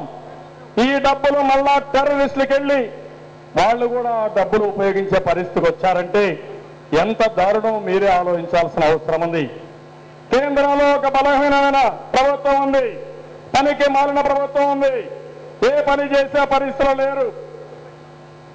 దేశ రాజధాని కేంద్రంలో మీరు చూస్తే ఒక ఆడబిడ్డని ఉద్యోగం కోసం ఢిల్లీకి వెళితే బస్సులో సామూహిక మానభంగం జరిగితే ఒక ఆడబిడ్డని కాపాడలేకపోయారంటే ఈ ప్రభుత్వం ఉందా అని మిమ్మల్ని అడుగుతున్నాం. ఎప్పుడు కూడా ఒక బలహీనమైన ప్రభుత్వం ఉంటే అన్ని రంగాల్లో బలహీనం అయిపోతుంది. కేంద్రం చూస్తే ఎంత బలహీనంగా ఉన్నారో చుట్టుపక్కల దేశాల్లో కూడా మన పరపతి పెంచుకోలేకపోయాం. ఒక పక్క అవినీతి, ఒక పక్క అసమర్థ, కడాన సుప్రీంకోర్టు కూడా ముట్టికాయలు వేసే పరిస్థితి వచ్చింది. ఇటీవల మీరు చూశారు, సుప్రీంకోర్టు మాట్లాడుతూ కోల్గేట్ విషయంలో ఏదైతే మంత్రి ఉన్నాడో, న్యాయశాఖ మంత్రి ఉన్నాడో, ఆ న్యాయశాఖ మంత్రి ఆ రిపోర్ట్ యొక్క ఆత్మ టింకర్ చేశారు, మార్పులు చేశారు. ఈయనకి అధికారం ఎవరిచ్చారు, ఎట్లా చేశారు, దోషులను కాపాడడానికి ఇంత దుర్మార్గం చేయడం సబబా అని సుప్రీంకోర్టు నిలదీసే పరిస్థితి వచ్చింది. ఆ దెబ్బతో ఆ మంత్రి రాజీనామా చేసే పరిస్థితికి వచ్చాడు. ఇంకొక మంత్రి రైల్వే శాఖ మంత్రిగా ఉండి ఆయన అల్లుడు పెద్ద ఎత్తున అవినీతి చేసే పరిస్థితికి వచ్చారు. పార్లమెంట్ లో మన వాళ్ళందరూ పోరాడారు, ప్రతిపక్షాలన్నీ పోరాడితే విధి లేని పరిస్థితిలో పార్లమెంట్ అయిపోయిన తర్వాత వాళ్ళ దగ్గర రాజీనామాలు చేపించే పరిస్థితికి వచ్చారు. అది కూడా మీరు ఒకసారి ఆలోచించాలి. ఇటీవల తమిళనాడులో ఎన్నికలు జరిగాయి, అవినీతికి వ్యతిరేకంగా తీర్పిచ్చారు. కర్ణాటకలో ఎన్నికలు జరిగాయి, కర్ణాటకలో ఒకప్పుడు ఇక్కడ వచ్చి ఓబులాపురం యజమానిగా ఉన్న గాలి జనార్దన్ రెడ్డి మనం పోరాడుతూ ఉంటే హైదరాబాద్కి వచ్చి తెలుగుదేశం పార్టీ అడ్రస్ లేకుండా చేస్తాను, భూస్థాపితం చేస్తానన్న వ్యక్తి అడ్రస్ లేకుండా జైలు పాలై ఈరోజు ఎక్కడున్నాడో మనం ఊహించుకోవాల్సిన అవసరం ఉంది. చాలా మంది చాలా విషయాలు మాట్లాడారు. తెలుగుదేశం పార్టీ ఏదో చేస్తామన్నారు. తెలుగుదేశం పార్టీని వాళ్ళు ఏమీ చేయలేకపోయారు, కానీ వాళ్ళు మాత్రం చరిత్రహీనులుగా మిగిలిపోయారు. అడ్రస్ లేకుండా గల్లంతయ్యారు తప్ప ఇంకోటి కాదు. ఈ విషయం కూడా మనం గుర్తుపెట్టుకోవాల్సిన అవసరం ఉంది. రాజశేఖర రెడ్డి కూడా మాట్లాడాడు అసెంబ్లీలో. ఆయన చనిపోయే ముందు మనల గురించి చాలా దారుణంగా మాట్లాడాడు. నేను ఆ రోజు చెప్పాను, రాజశేఖర రెడ్డి గారు నీలాంటి రాజశేఖర రెడ్డిలు 1000 మంది అయినా సరే తెలుగుదేశం పార్టీని ఏమీ చేయలేరు, జాగ్రత్తగా ఉండమని హెచ్చరించాం. అదే జరిగింది. ఎప్పుడు కూడా నిజం నిప్పు లాంటిది. మనం సేవాభావంతో పోతున్నాం, ఏ తప్పు చేయడం లేదు. రాజశేఖర రెడ్డి అనేక విధాలుగా ప్రయత్నం చేశాడు. నా మీద కోర్టులకు వెళ్ళాడు, తప్పుడు కేసులు పెట్టాడు. ఎన్నో విధాలుగా పార్టీ నాయకుడిని దెబ్బతీస్తే పార్టీ దెబ్బతింటున్న ఉద్దేశంతో ప్రయత్నాలు చేశారు. కానీ ఆయన ప్రయత్నాలు ఎప్పుడూ ఫలించలేదంటే దానికి కారణం నేను కానీ మన నాయకుడు ఎన్టీ రామారావు గారు కానీ నిప్పులాగా బ్రతికాం, నిజాయితీగా ముందుకు పోయాం. అందుకనే ఎవ్వరూ ఏమీ చేయలేకపోయారు. కాంగ్రెస్ పార్టీ పైన రాజీ లేని పోరాటం చేస్తున్నాం. ఈరోజు ఇంకొక పక్క చూస్తే లా అండ్ ఆర్డర్, రాష్ట్రంలో దేశంలో ఎక్కడ లా అండ్ ఆర్డర్ ఉందని అడుగుతున్నా. ఈరోజు టెర్రరిజం, ఇంకో పక్క తీవ్రవాదం, ఇంకో పక్క ఆడబిడ్డలకు రక్షణ లేదు, ఎక్కడ చూసినా బాంబు పేలుళ్ళు, ఇంకో పక్కన రౌడీలు విజృంభిస్తున్నారు. ఎక్కడికక్కడ స్మగ్లర్లు కానీ మాఫియాలు కానీ ఇష్టానుసారంగా రాజ్యం వెళ్తా ఉన్నా ఏమీ చేయలేని పరిస్థితి. ప్రజల ఆస్తుల్ని కాపాడలేరు, ప్రజల ప్రాణాలు కాపాడలేరు. వీళ్ళు మాత్రం అధికారాలు చలామణి అవ్వాలని ముందుకు పోయే పరిస్థితి వచ్చింది. ఈ విషయాలు ప్రజల్లోకి తీసుకుపోవాలి. ఈరోజు ఒక్క విషయం మీరు గుర్తుపెట్టుకోవాలి, తెలుగుదేశం పార్టీ ఎప్పుడు కూడా ఆదర్శవంతమైన విధానాలతో మనం ముందుకు పోతున్నాం. ఈ దేశంలో ఆర్థిక సంస్కరణలు 91లో వచ్చాయి. దేశంలో సంపద ఉంది, సహజ వనరులు మెండుగా ఉన్నాయి, బ్రహ్మాండమైన మానవ వనరులు ఉన్నాయి. ప్రపంచంలో ఏ దేశానికి లేనటువంటి వనరులు ఉండే ఏకైక దేశం భారతదేశం. ఒకప్పుడు నేను 95లో భారతదేశం యొక్క శక్తి సామర్థ్యాలు చెప్తే చాలా మంది నన్ను ఎగతాళి చేశారు.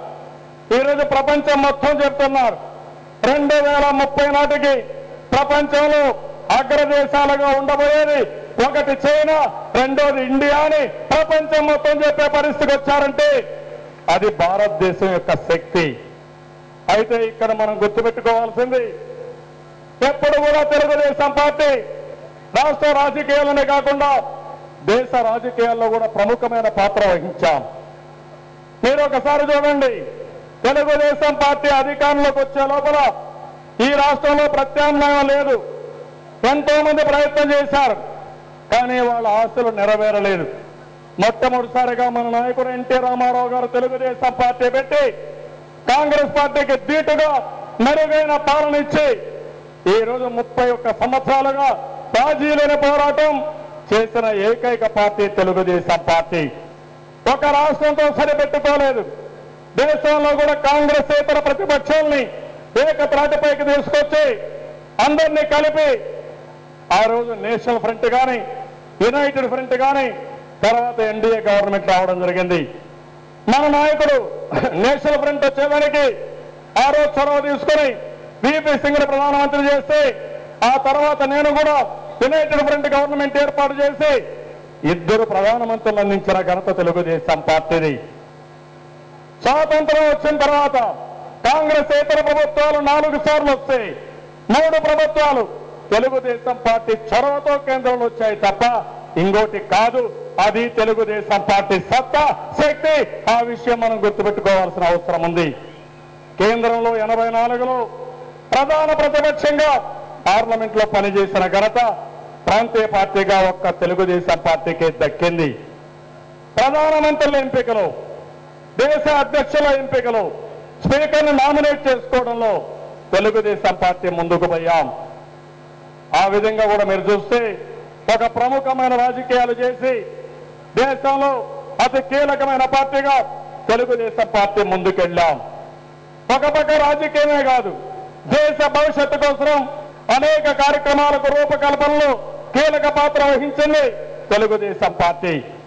రాష్ట్రంలోనే కాకుండా దేశంలో కూడా జాతీయ రహదారులు, ఒకప్పుడు మామూలు రోడ్లుంటే కాదు ఈ దేశానికి 4 లేన్ రోడ్లు రావాలి, 6 లేన్ రోడ్లు రావాలి, ఎక్స్ప్రెస్ రోడ్లు రావాలని దానికి చొరవ తీసుకొని ఆనాటి ప్రధానమంత్రిని ఒప్పించి ఆ రోడ్లు తీసుకొస్తే ఈ రోజు బ్రహ్మాండంగా దేశం అంతా కూడా గోల్డెన్ క్వాడ్రిలేటరల్ రోడ్లు కానీ అనేక రోడ్లు వచ్చాయంటే దీనికి శ్రీకారం చుట్టింది తెలుగుదేశం పార్టీ తప్ప వేరే వాళ్ళు కాదు. ఇంకో పక్క మీరు చూస్తే టెలికమ్యూనికేషన్ లో డీరెగ్యులేషన్ తీసుకొచ్చాం, ఒక విప్లవాన్ని తీసుకొచ్చాం. ఈ రోజు ప్రతి ఒక్కరు మారుమూలు ఉండే పేదవాడు కూడా సెల్ ఫోన్ ఉపయోగించుకుంటున్నా అంటే, SMS ఇస్తున్నా అంటే దానికి దోహదం చేసిన పార్టీ తెలుగుదేశం పార్టీ. ఇంకో పక్క ఇన్ఫ్రాస్ట్రక్చర్ లో, ఎయిర్పోర్ట్ల విషయంలో, పోర్ట్ల విషయంలో మనమే BOT తీసుకొచ్చి దేశంలో తర్వాత ఇవన్నీ కూడా చేసే పరిస్థితి వచ్చింది. అదే మాదిరిగా పవర్ సెక్టర్ లో రిఫార్మ్ తీసుకొచ్చాం, దేశానికి ఒక ఆదర్శంగా ముందుకు పోయాం. మొన్నే మనం 2009లో మీరు చూశారు, మనం నగదు బదిలీ అన్నాం. 2009లో ఎన్నికల్లో మనం గెలుచుంటే నగదు బదిలీ బ్రహ్మాండంగా మనం చేసి ఆర్థిక అసమానతలు తగ్గించాలని మనం ఆలోచించాం. ఈ రోజు కాంగ్రెస్ పార్టీ మన నగదు బదిలీ కాపీ కొట్టి దాన్ని కూడా బాగా అమలు చేయకుండా ఒక నకిలీ బదిలీగా చేయాలని వీళ్ళు పన్నాగం పనిచే పరిస్థితి వచ్చింది. ఇంకో పక్క మీరు చూస్తే ఎలక్ట్రానిక్ ఓటింగ్ విషయంలో ఎవరికి ఓటేస్తామని తెలియకుండా ప్రజలు అయోమయంలో ఉంటే ఇది ప్రజాస్వామ్యానికి మంచిది కాదు. ఎక్కడికక్కడ ఈవీఎంలు మ్యానిపులేట్ చేసే అవకాశం ఉంటుంది. దీనికి అదనంగా ప్రింటర్ పెట్టండి.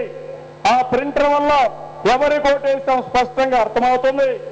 ఆ ప్రింటర్ ఉంటే ఒకవేళ తప్పు జరిగితే, ఈవీఎం సరిగా పనిచేయకపోతే, అనుమానం ఉంటే క్రాస్ వెరిఫై చేసుకోవడానికి ఉపయోగపడుతుందని ఈవీఎంలు ఇంట్రడ్యూస్ చేసే విధంగా పోరాడింది తెలుగుదేశం పార్టీ. ఈ రోజు మన ఆలోచన ఒకటే, ఈ దేశంలో అవినీతి రహిత భారతదేశం రావాలి.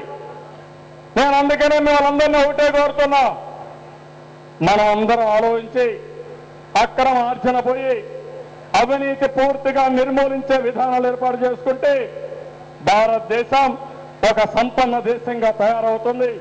దానికి మనం నాంది పలకాల్సిన అవసరం ఉంది.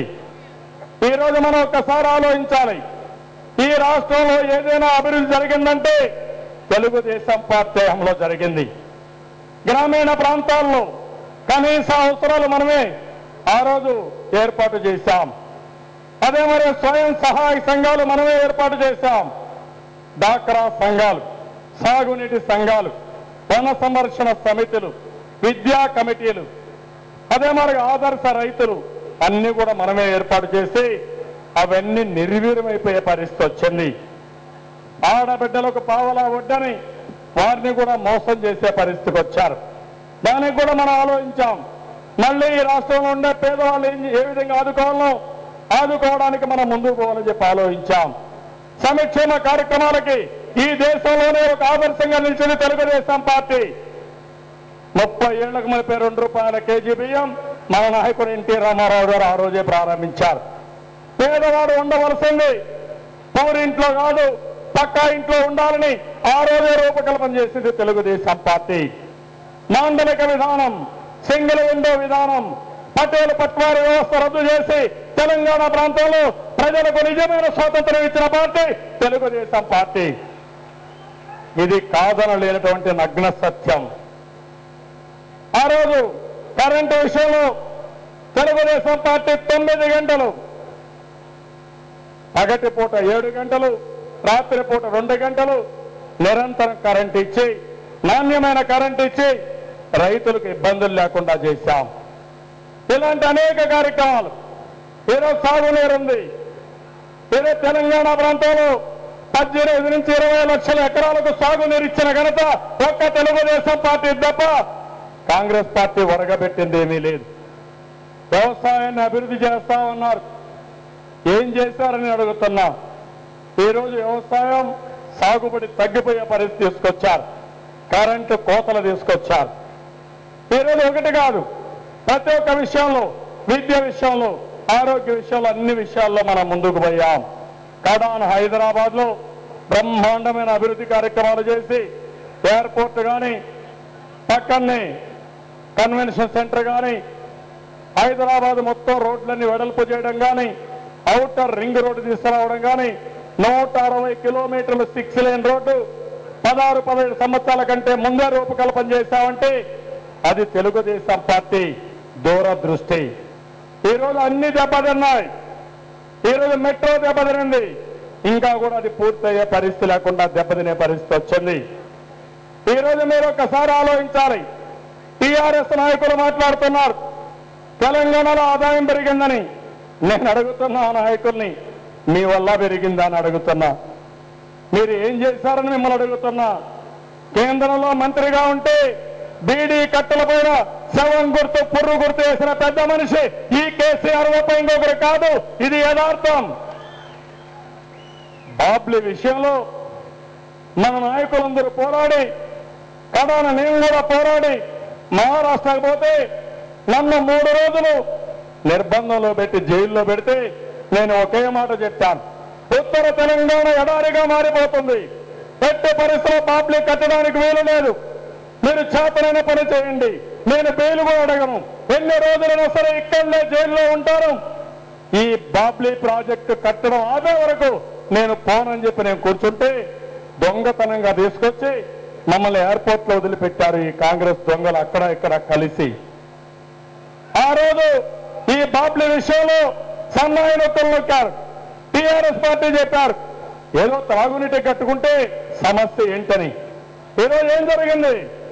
ఎస్ఆర్ఎస్పీలో ఈరోజు నీళ్లు లేవు, తాగడానికి నీళ్లు లేవు. దీనికి కారణం ఎవరు? మీకు ఓట్ల పైన, నోట్ల పైన, సీట్ల పైన ఉండే ధ్యాస ఈరోజు ప్రజల పైన లేదు. ఇది యథార్థం అని చెప్పి కూడా నేను మీకు తెలియజేసుకుంటున్నాను. అందుకని నేను ఒక మాట అన్నాను, తెలంగాణ ప్రాంతాన్ని అభివృద్ధి చేసింది, వెనుకబడిన ప్రాంతాలను అభివృద్ధి చేసింది, ఆంధ్రప్రదేశ్ ని ప్రపంచ పటంలో పెట్టిన ఏకైక పార్టీ ఒక్క తెలుగుదేశం పార్టీ. నేను కాంగ్రెస్ వాళ్ళకి ఎన్నోసార్లు సవాలు విసిరా, మీకు ధైర్యం ఉంటే గవర్నమెంట్ మీది, లెక్కలు మీ దగ్గర ఉన్నాయి, రండి చర్చిద్దాం. ఎవరు హాస్పిటల్ బిల్డింగ్లు కట్టారు, ఎవరు రోడ్లు వేశారు, ఎవరు కాలేజీలు పెట్టారు, ఎవరు ఉద్యోగాలు ఇప్పించారు, ఎవరు ప్రాజెక్టులు కట్టారు, ఎవరు ఏ అభివృద్ధి చేశారో చర్చ చేయడానికి సిద్ధంగా ఉన్నా అని చెప్తే ఇప్పుడు మాట్లాడుతున్నారు టీఆర్ఎస్ నాయకులు. ఆదాయం ఎక్కువ పెరిగింది, అదేదో ఈయన వల్ల పెరిగిందని చెప్పుకునే పరిస్థితికి వస్తున్నాడు. మీ వల్ల ఏం చేశారు? మీరు అధికారంలో ఉండి ఏ పెట్టారు? మీరు కేంద్రంలో అధికారంలో ఉన్నప్పుడే బాబ్లీ పైన అక్రమ ప్రాజెక్టులు కడితే మీరు రాజకీయ లాభం కోసం మాట్లాడకుండా నిన్నకుండిపోయిన విషయం మర్చిపోయారని అడుగుతున్నా. ఏదో ఈరోజు రాష్ట్రంలో మీరు ఒకటి గుర్తుపెట్టుకోవాలి, కొన్ని పార్టీలు ఆలోచిస్తున్నాయి ఏదో ప్రలోభ పెట్టి మన దగ్గర ఎవరికైనా పదవి రాకపోతే అలాంటి ఒకరిద్దరు నాయకుల్ని లాక్కుంటే మనమేదో భయపడతామని. నేను ఆ మాటే చెప్పాను, ఎవరన్నా పోతే, ఒక్క నాయకుడు పోతే 50 మంది నాయకులు తయారు చేసే శక్తి తెలుగుదేశం పార్టీకి ఉంది. బ్రహ్మాండమైన కార్యకర్తలు తెలుగుదేశం పార్టీకి ఉన్నారు. నాయకులు పోయారు, ఒక్క కార్యకర్త పోలేదు. ఆ నాయకుడు కుడి భుజం ఎడ భుజం అని చెప్పుకున్న నాయకుడు కుడి భుజం వెనకాన రాలేదు, ఎడం భుజం వెనకాన రాలేదు. తెలుగుదేశం పార్టీ కార్యకర్తలు ఒకటే చెప్పారు, మీరు మధ్యలో వచ్చారు, మిమ్మల్ని మేము మోసాం, ఈ రోజు పార్టీకి ద్రోహం చేసి మీరు పోతున్నారు, మీరు వెళ్ళండి, మిమ్మల్ని చరిత్రయులుగా చేసే వరకు నిద్రపోవని చెప్పిన కార్యకర్తలు తెలుగుదేశం పార్టీ కార్యకర్తలు, నీతుండే కార్యకర్తలు తెలుగుదేశం పార్టీ కార్యకర్తలు. నాకు చాలా సంతోషం, గర్వం. మీ ఆస్తులు పోగొట్టుకున్నారు, మీ ప్రాణాలు, మీ తల్లిదండ్రుల ప్రాణాలు పోగొట్టుకున్నా మళ్ళీ తెలుగుదేశం పార్టీ జెండా మోస్తున్నారంటే నాయకులు మోసం చేసిన, నాయకులు మోసం చేసి వెళ్ళిపోయినా కార్యకర్తలు ఒకే మాట చెప్పారు, మేం మాత్రం పార్టీలో ఉంటాం, పార్టీని గెలిపించుకుంటాం, ఈ పార్టీకి ద్రోహం చేయమని నిండు మనసుతో ఆశీర్వదించిన కార్యకర్తలు మీరు. అందుకే నేను ఒక మాట చెప్పాను, ఈ రాష్ట్రంలో ఉండే కార్యకర్తలకు శిరస్సు వంచి వాళ్ళ కాళ్లకు, పాదాలకు నమస్కారాలు తెలియజేసుకుంటున్నాను. ఈరోజు నాకు కానీ, మన నాయకుడు ఎన్టీ రామారావు గారికి కానీ ప్రపంచంతో గుర్తింపు వచ్చిందంటే ఇది మా గొప్పే కాదు, ఈ పార్టీలో త్యాగాలు చేసిన కార్యకర్తల గొప్పతనం. ఎన్నో త్యాగాలు చేశారు, ఎన్నో విధాలు నష్టపోయారు. మీ త్యాగాల ఫలితమే మాకు ఈ గుర్తింపు వచ్చింది. అది తెలుగుదేశం పార్టీ ఎప్పుడూ మర్చిపోలేం. నేను అందుకనే ఒక మాట చెప్పాను, నా కుటుంబ సభ్యులకు ఎవరికైనా ఇబ్బంది వస్తే ఏ విధంగా అయితే నేను ఆలోచిస్తానో దానికంటే మిన్నగా తెలుగుదేశం పార్టీ కుటుంబ సభ్యుల కోసం ఏం చేయమన్నా చేయడానికి నేను సిద్ధంగా ఉన్నాను.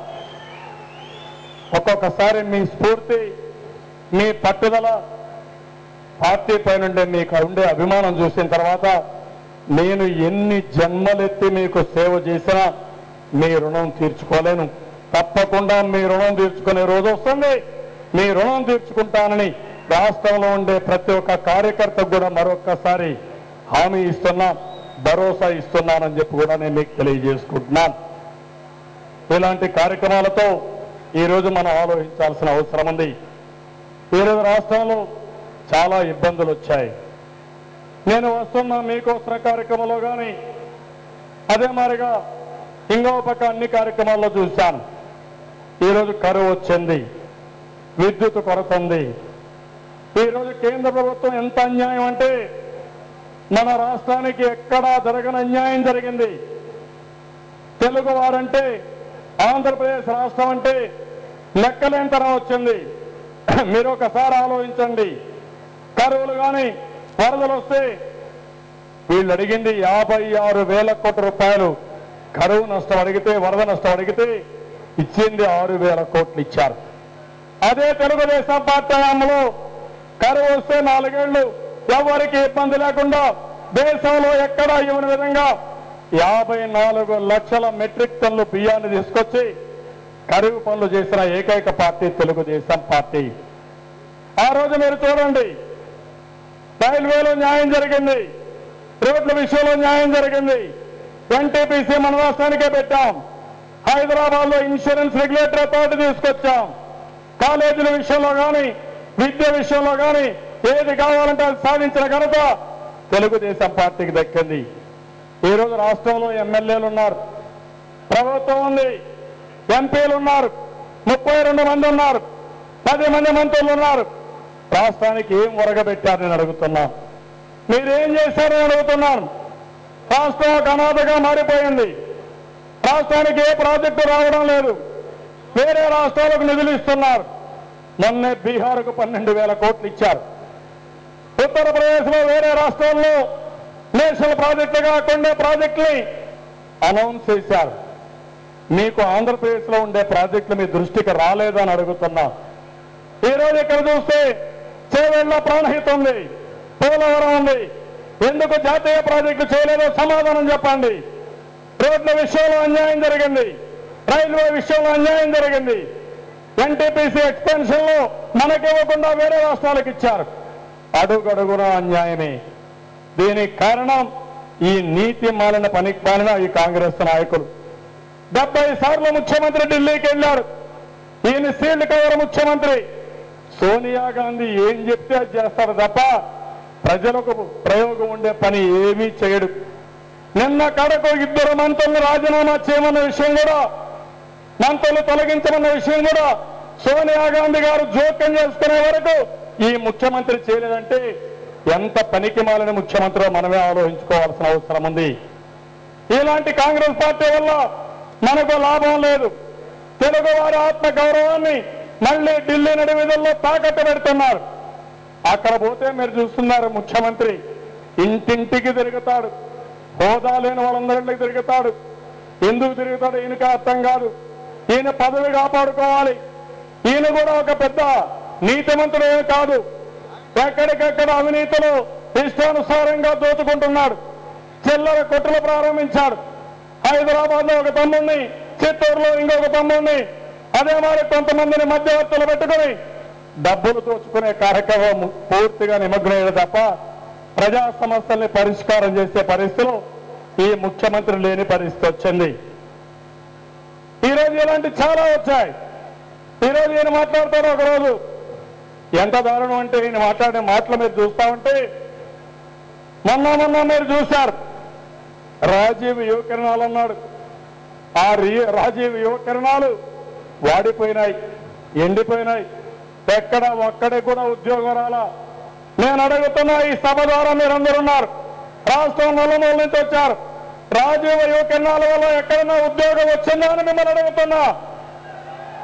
ఏం తమ్ముళ్ళు వచ్చిందా? దాన్ని గొప్పగా చెప్పాడు. నేను అసెంబ్లీలో చెప్పా, అయ్యా కిరణ్ కుమార్ రెడ్డి గారు, మీ మాటలు కోటలు దాటుతున్నాయి, చేష్టలు మాత్రం గడప దాటడం లేదు, జాగ్రత్తగా ఉండమని ఆ రోజు హెచ్చరించాను. అదే ఈరోజు జరిగే పరిస్థితి వచ్చింది. ఇంకో పక్క ఒకరోజు చూశాను పేపర్లో, సన్న బియ్యం ఇస్తా అన్నాడు. అరే ఈ ముఖ్యమంత్రికి ఏదో ఆలోచన వచ్చినట్టుంది, ఈరోజు అందరికీ సన్న బియ్యం ఇస్తానన్నాడు అని నేను చూస్తే, నేను ఆ రోజు చెప్పా, ఈ ముఖ్యమంత్రి పరిస్థితి చూస్తే సన్న బియ్యం కాదు, ఇప్పుడు ఇచ్చే బియ్యాన్ని ఇంకొకసారి పాలిష్ చేసి ఇదే సన్న బియ్యాన్ని మోసం చేస్తాడేమో, జాగ్రత్తగా ఉండమని ఆ రోజు హెచ్చరించాను. మరుసరు తోక జాడించేశారు. ఈరోజు మీరు చూడండి, ఒక వ్యక్తికి 6 కేజీలు ఇస్తామని 2009 ఎన్నికల్లో చెప్పారు. వీళ్ళు ఇచ్చిన వాగ్దానాలు రెండు వాగ్దానాలు. ఒకటి 6 కేజీలు వ్యక్తికి ఇచ్చి 30 కేజీలు బియ్యం ఇస్తామని వాగ్దానం చేశారు. మీ హామీ నిలబెట్టుకున్నారా నేను అడుగుతున్నా. రెండో వాగ్దానం అని చెప్పింది 9 గంటలు కరెంటు ఇస్తామని మాయమాటలు చెప్పారు. ఈరోజు 9 గంటలు కాదు, 7 గంటలు కాదు, 4-5 గంటలు కూడా, 3-4 గంటలు కూడా కరెంటు వచ్చే పరిస్థితి లేదు. ఇది యథార్థం. ఈరోజు ఇలాంటి చూసినప్పుడు ఇంకో పక్కన ఈ ముఖ్యమంత్రి చెప్పింది ఎస్సీ సబ్ ప్లాన్. నేను అడుగుతున్నా, 9 ఏళ్లుగా 23,000 కోట్లు ఎస్సీలకు ఎస్టీలకు చెందవలసిన డబ్బులు ఖర్చు పెట్టకుండా వేరే విధంగా మీరు ఖర్చు పెట్టుకుని ఇప్పుడు నిద్రలేసి నేనేదో ఎస్సీ ఎస్టీ చట్టబద్ధిస్తున్నాను, ఒక చట్టాన్ని చేస్తామని చెప్పి మాట్లాడుతున్నారు. నేను ఆ రోజు చెప్పాం, ఇంతకుముందు ఉండే ముఖ్యమంత్రి ఆ రోజు మీరు చూస్తే దీనికి ఒక నోడల్ ఏజెన్సీ పెడతామని ఖర్చు పెడతామని చెప్పి మోసం చేశారు. అప్పుడు కూడా ఏమీ జరగలేదు. ఇప్పుడు ఈయన చట్టబద్ధ తీసుకొస్తామని చెప్పి ఇమ్మీడియట్ గా ఓటింగ్ మెషిన్లు ప్రొటెక్ట్ చేయడానికి డబ్బులు డైవర్ట్ చేసే పరిస్థితికి వచ్చారు.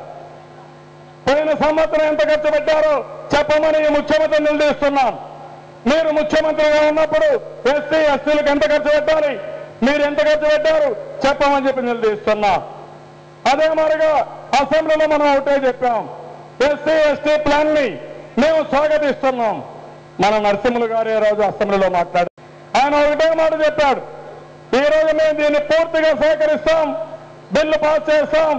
అయితే మీరు సామాజిక న్యాయం పట్ల మీకు గౌరవం ఉంటే ఇందులో ఎస్సీల్లో కూడా కేటగరైజేషన్ తీసుకురండి, వర్గీకరణ తీసుకురండి, మాదిగలకు మాదిగ ఉపకులాలకు న్యాయం చేసే విధంగా వర్గీకరణ తెమ్మని పట్టుబడితే తప్పించుకొని పారిపోయిన పార్టీ కాంగ్రెస్ పార్టీ, తోక జాడించిన పార్టీ వైఎస్ఆర్ కాంగ్రెస్ పార్టీ, ఏమీ చెప్పలేకుండా పోయిన పార్టీ టీఆర్ఎస్ పార్టీ. ఆ రోజే నరసింహులు గారు చెప్పారు, మా నాయకుడు ప్రజల్లో ఉన్నాడు, పెద్ద మాదిగని చెప్పిన నాయకుడు ప్రజల్లో ఉన్నాడు, నేను ఒక చిన్న మాదిగ్గా వచ్చి ఆయన తరపున పార్టీ తరపున నేను మా పార్టీ యొక్క వ్యూని చెప్పామని చాలా స్పష్టంగా ఆ రోజు చెప్పే పరిస్థితి వచ్చింది. దాంట్లో క్లారిటీ లేదు. జలప్రభ ఎక్కడుందో అడ్రస్ లేదు. ప్రగల్భాలు పలికారు, అది కూడా మాట్లాడలేకపోతున్నారు. ఇంకో పక్క బంగారు తల్లి, మనం మహాలక్ష్మి పెడితే నేనేదో బంగారు తల్లి పెడతానని ఆ బంగారు తల్లి వాళ్ళ పార్టీ వాళ్ళకి అర్థం కాలేదు. బంగారు తల్లి కాంగ్రెస్ పార్టీలో కుంపటి తల్లిగా తయారైపోయే పరిస్థితి వచ్చిందంటే ఈ పార్టీకి ఏమాత్రం అవగాహన ఉందో మీరే ఆలోచించుకోవాల్సిన అవసరం ఉంది. నువ్వేం చెప్తున్నావో నీ మంత్రులకే అర్థం కాదు, నీ పిసిసి అధ్యక్షుడికే అర్థం కాదు. నువ్వేమనుకుంటున్నావు, వాళ్ళేమనుకుంటున్నారు, దేవుడికి కూడా అర్థం కాని పరిస్థితి ఉంది. అలాంటి మాయ మాటలు, బెల్ట్ షాపులు. మొన్న నేను చూశాను, కేంద్రం నుంచి ఒక మంత్రి వచ్చాడు, మంత్రి చెప్పాడు బెల్ట్ షాపులు రద్దు చేయమని. ఈయనేదో బుద్ధిమంత్రి మారిగా చిన్న పిల్లవాడి వారిగా తప్పకుండా రద్దు చేస్తానని మాట చెప్పి ఇప్పుడు మాత్రం దాన్ని కూడా రద్దు చేసే పరిస్థితులు లేరు. ఇలాంటివన్నీ జరిగే పరిస్థితి వచ్చింది. ఇవన్నీ కూడా ప్రజల్లో ఎండగట్టాల్సిన అవసరం ఉంది. అందుకనే మనం కొన్ని అనౌన్స్మెంట్లు ఇచ్చాం. రైతుల రుణమాఫీ చేస్తామని, మళ్ళీ వ్యవసాయాన్ని లాభసాటిగా తయారు చేసే వరకు రైతులకు అండగా ఉంటామని చెప్పిన పార్టీ తెలుగుదేశం పార్టీ. బెల్ట్ షాపుల్ని రద్దు పైన రెండో సంతకం పెడతాం. ఎన్టీఆర్ సుజల కార్యక్రమం రాష్ట్రంలో సురక్షితమైన వంచనలు అన్ని గ్రామాలకు ఇవ్వడం కోసం ఈ కార్యక్రమాన్ని చేపడతాం. తెలుగింటి ఆడపడుచులు నిండు మనసుతో తెలుగుదేశం పార్టీని ఆస్వాదించారు. నాకెప్పుడు జ్ఞాపకం, ఈరోజు నేను దీపం కింద గ్యాస్ కనెక్షన్లు తీసుకొచ్చిన, ఆడపిల్లల సంరక్షణ పథకం తీసుకొచ్చిన, డాక్రా సంఘాలు పెట్టా, అదే మరిగా ఆడపిల్లలకు సైకిళ్లు ఇచ్చిన, ఉద్యోగాల్లో రిజర్వేషన్లు ఇచ్చిన, ఆడపిల్లల దృష్టిలో పెట్టుకుని సగభాగం జనాభాలో ఉన్నారు, మీరు కూడా అన్ని రంగాల్లో పైకి రావాలని ఆరోజు చేశాం. ఈరోజు మళ్ళీ హామీ ఇస్తున్నాను, ఈ చర్చ కూడా చేద్దాం. డాక్రా సంఘాల్లో ఎవరైతే అప్పు చేశారో, ఎవరైతే అప్పుల ఊబిలో ఉన్నారో, పేదవాళ్ళు ఇబ్బందుల్లో ఉన్నారో వాళ్ళని ఆదుకోవాల్సిన అవసరం ఉంది. దాన్ని కూడా చర్చించి ఒక కార్యక్రమాన్ని రూపకల్పన చేద్దాం. ఆడపిల్లల సంరక్షణ పథకం, వాళ్ళు పెళ్లి సమయానికి 2 లక్షల రూపాయలు ఆడపిల్ల పేరుతో ఇవ్వాలనేది తెలుగుదేశం పార్టీ ఆలోచన. దీనికి ఇంకా మెరుగైన ఆలోచన ఉంటే దాన్ని అమలు చేయడానికి తెలుగుదేశం పార్టీ సిద్ధంగా ఉన్నాం. మళ్ళీ 33% చట్టసభల్లో రిజర్వేషన్లు వచ్చే వరకు ఆడబిడ్డల తరపున పోరాడతాం, న్యాయం చేపిస్తాం. ఇంకో పక్కన యువత, నేను ముందే చెప్పాను, యువతకు ఒక దిశ నిర్దేశించింది తెలుగుదేశం పార్టీ. కొండనైనా బద్దలు చేసే శక్తి ఒక యువతకే ఉంది. భవిష్యత్తు యువతది. భారతదేశ సంపద యువ సంపద. ప్రపంచ దేశాల్లో ఏ దేశానికి లేనటువంటి యువ సంపద ఒక్క భారతదేశానికే ఉంది. వారి శక్తిని ఉపయోగించుకోవాలి. ఉద్యోగాల్లో, ఉపాధిలో చదువుకున్న యువతకి, అదే మాదిరిగా చదువుకున్న యువతను కూడా పైకి తేవడానికి ఏమేం చేయాలో ఆలోచిద్దాం. వాళ్ళ కోసం ఒక కార్యక్రమాన్ని రూపొందిద్దాం. రాజకీయాల్లో 33% యువతకు ప్రాధాన్యత ఇవ్వాలనేది తెలుగుదేశం పార్టీ ఆలోచన. దీన్ని కూడా అన్ని విధాలా సహకరిస్తాం. యువత కూడా ముందుకు రావాల్సిన అవసరం ఉంది. ఇంకో పక్కన బీసీ డిక్లరేషన్ ఇచ్చాం. 100 అసెంబ్లీ సీట్లు, 33% ఉద్యోగాల్లో, అదే మరి చట్టసభల్లో. ఇంకో పక్కన 10,000 కోట్ల రూపాయలతో ఉప ప్రణాళిక. ఇంకో పక్క నామినేషన్లో వాళ్ళకి న్యాయం చేయడం. కేంద్రంలో కూడా ఇవన్నీ అమలు చేసే వరకు వారి తరఫున పోరాడతాం. ఎస్సీల్లో వర్గీకరణ రావాలి, ఎస్సీలకు న్యాయం జరగాలి.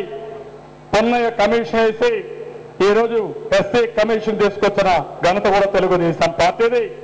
మళ్ళీ ఎస్సీల్లో పేదరికం పోయే వరకు ఏం చేయాలో ఆలోచిస్తాం.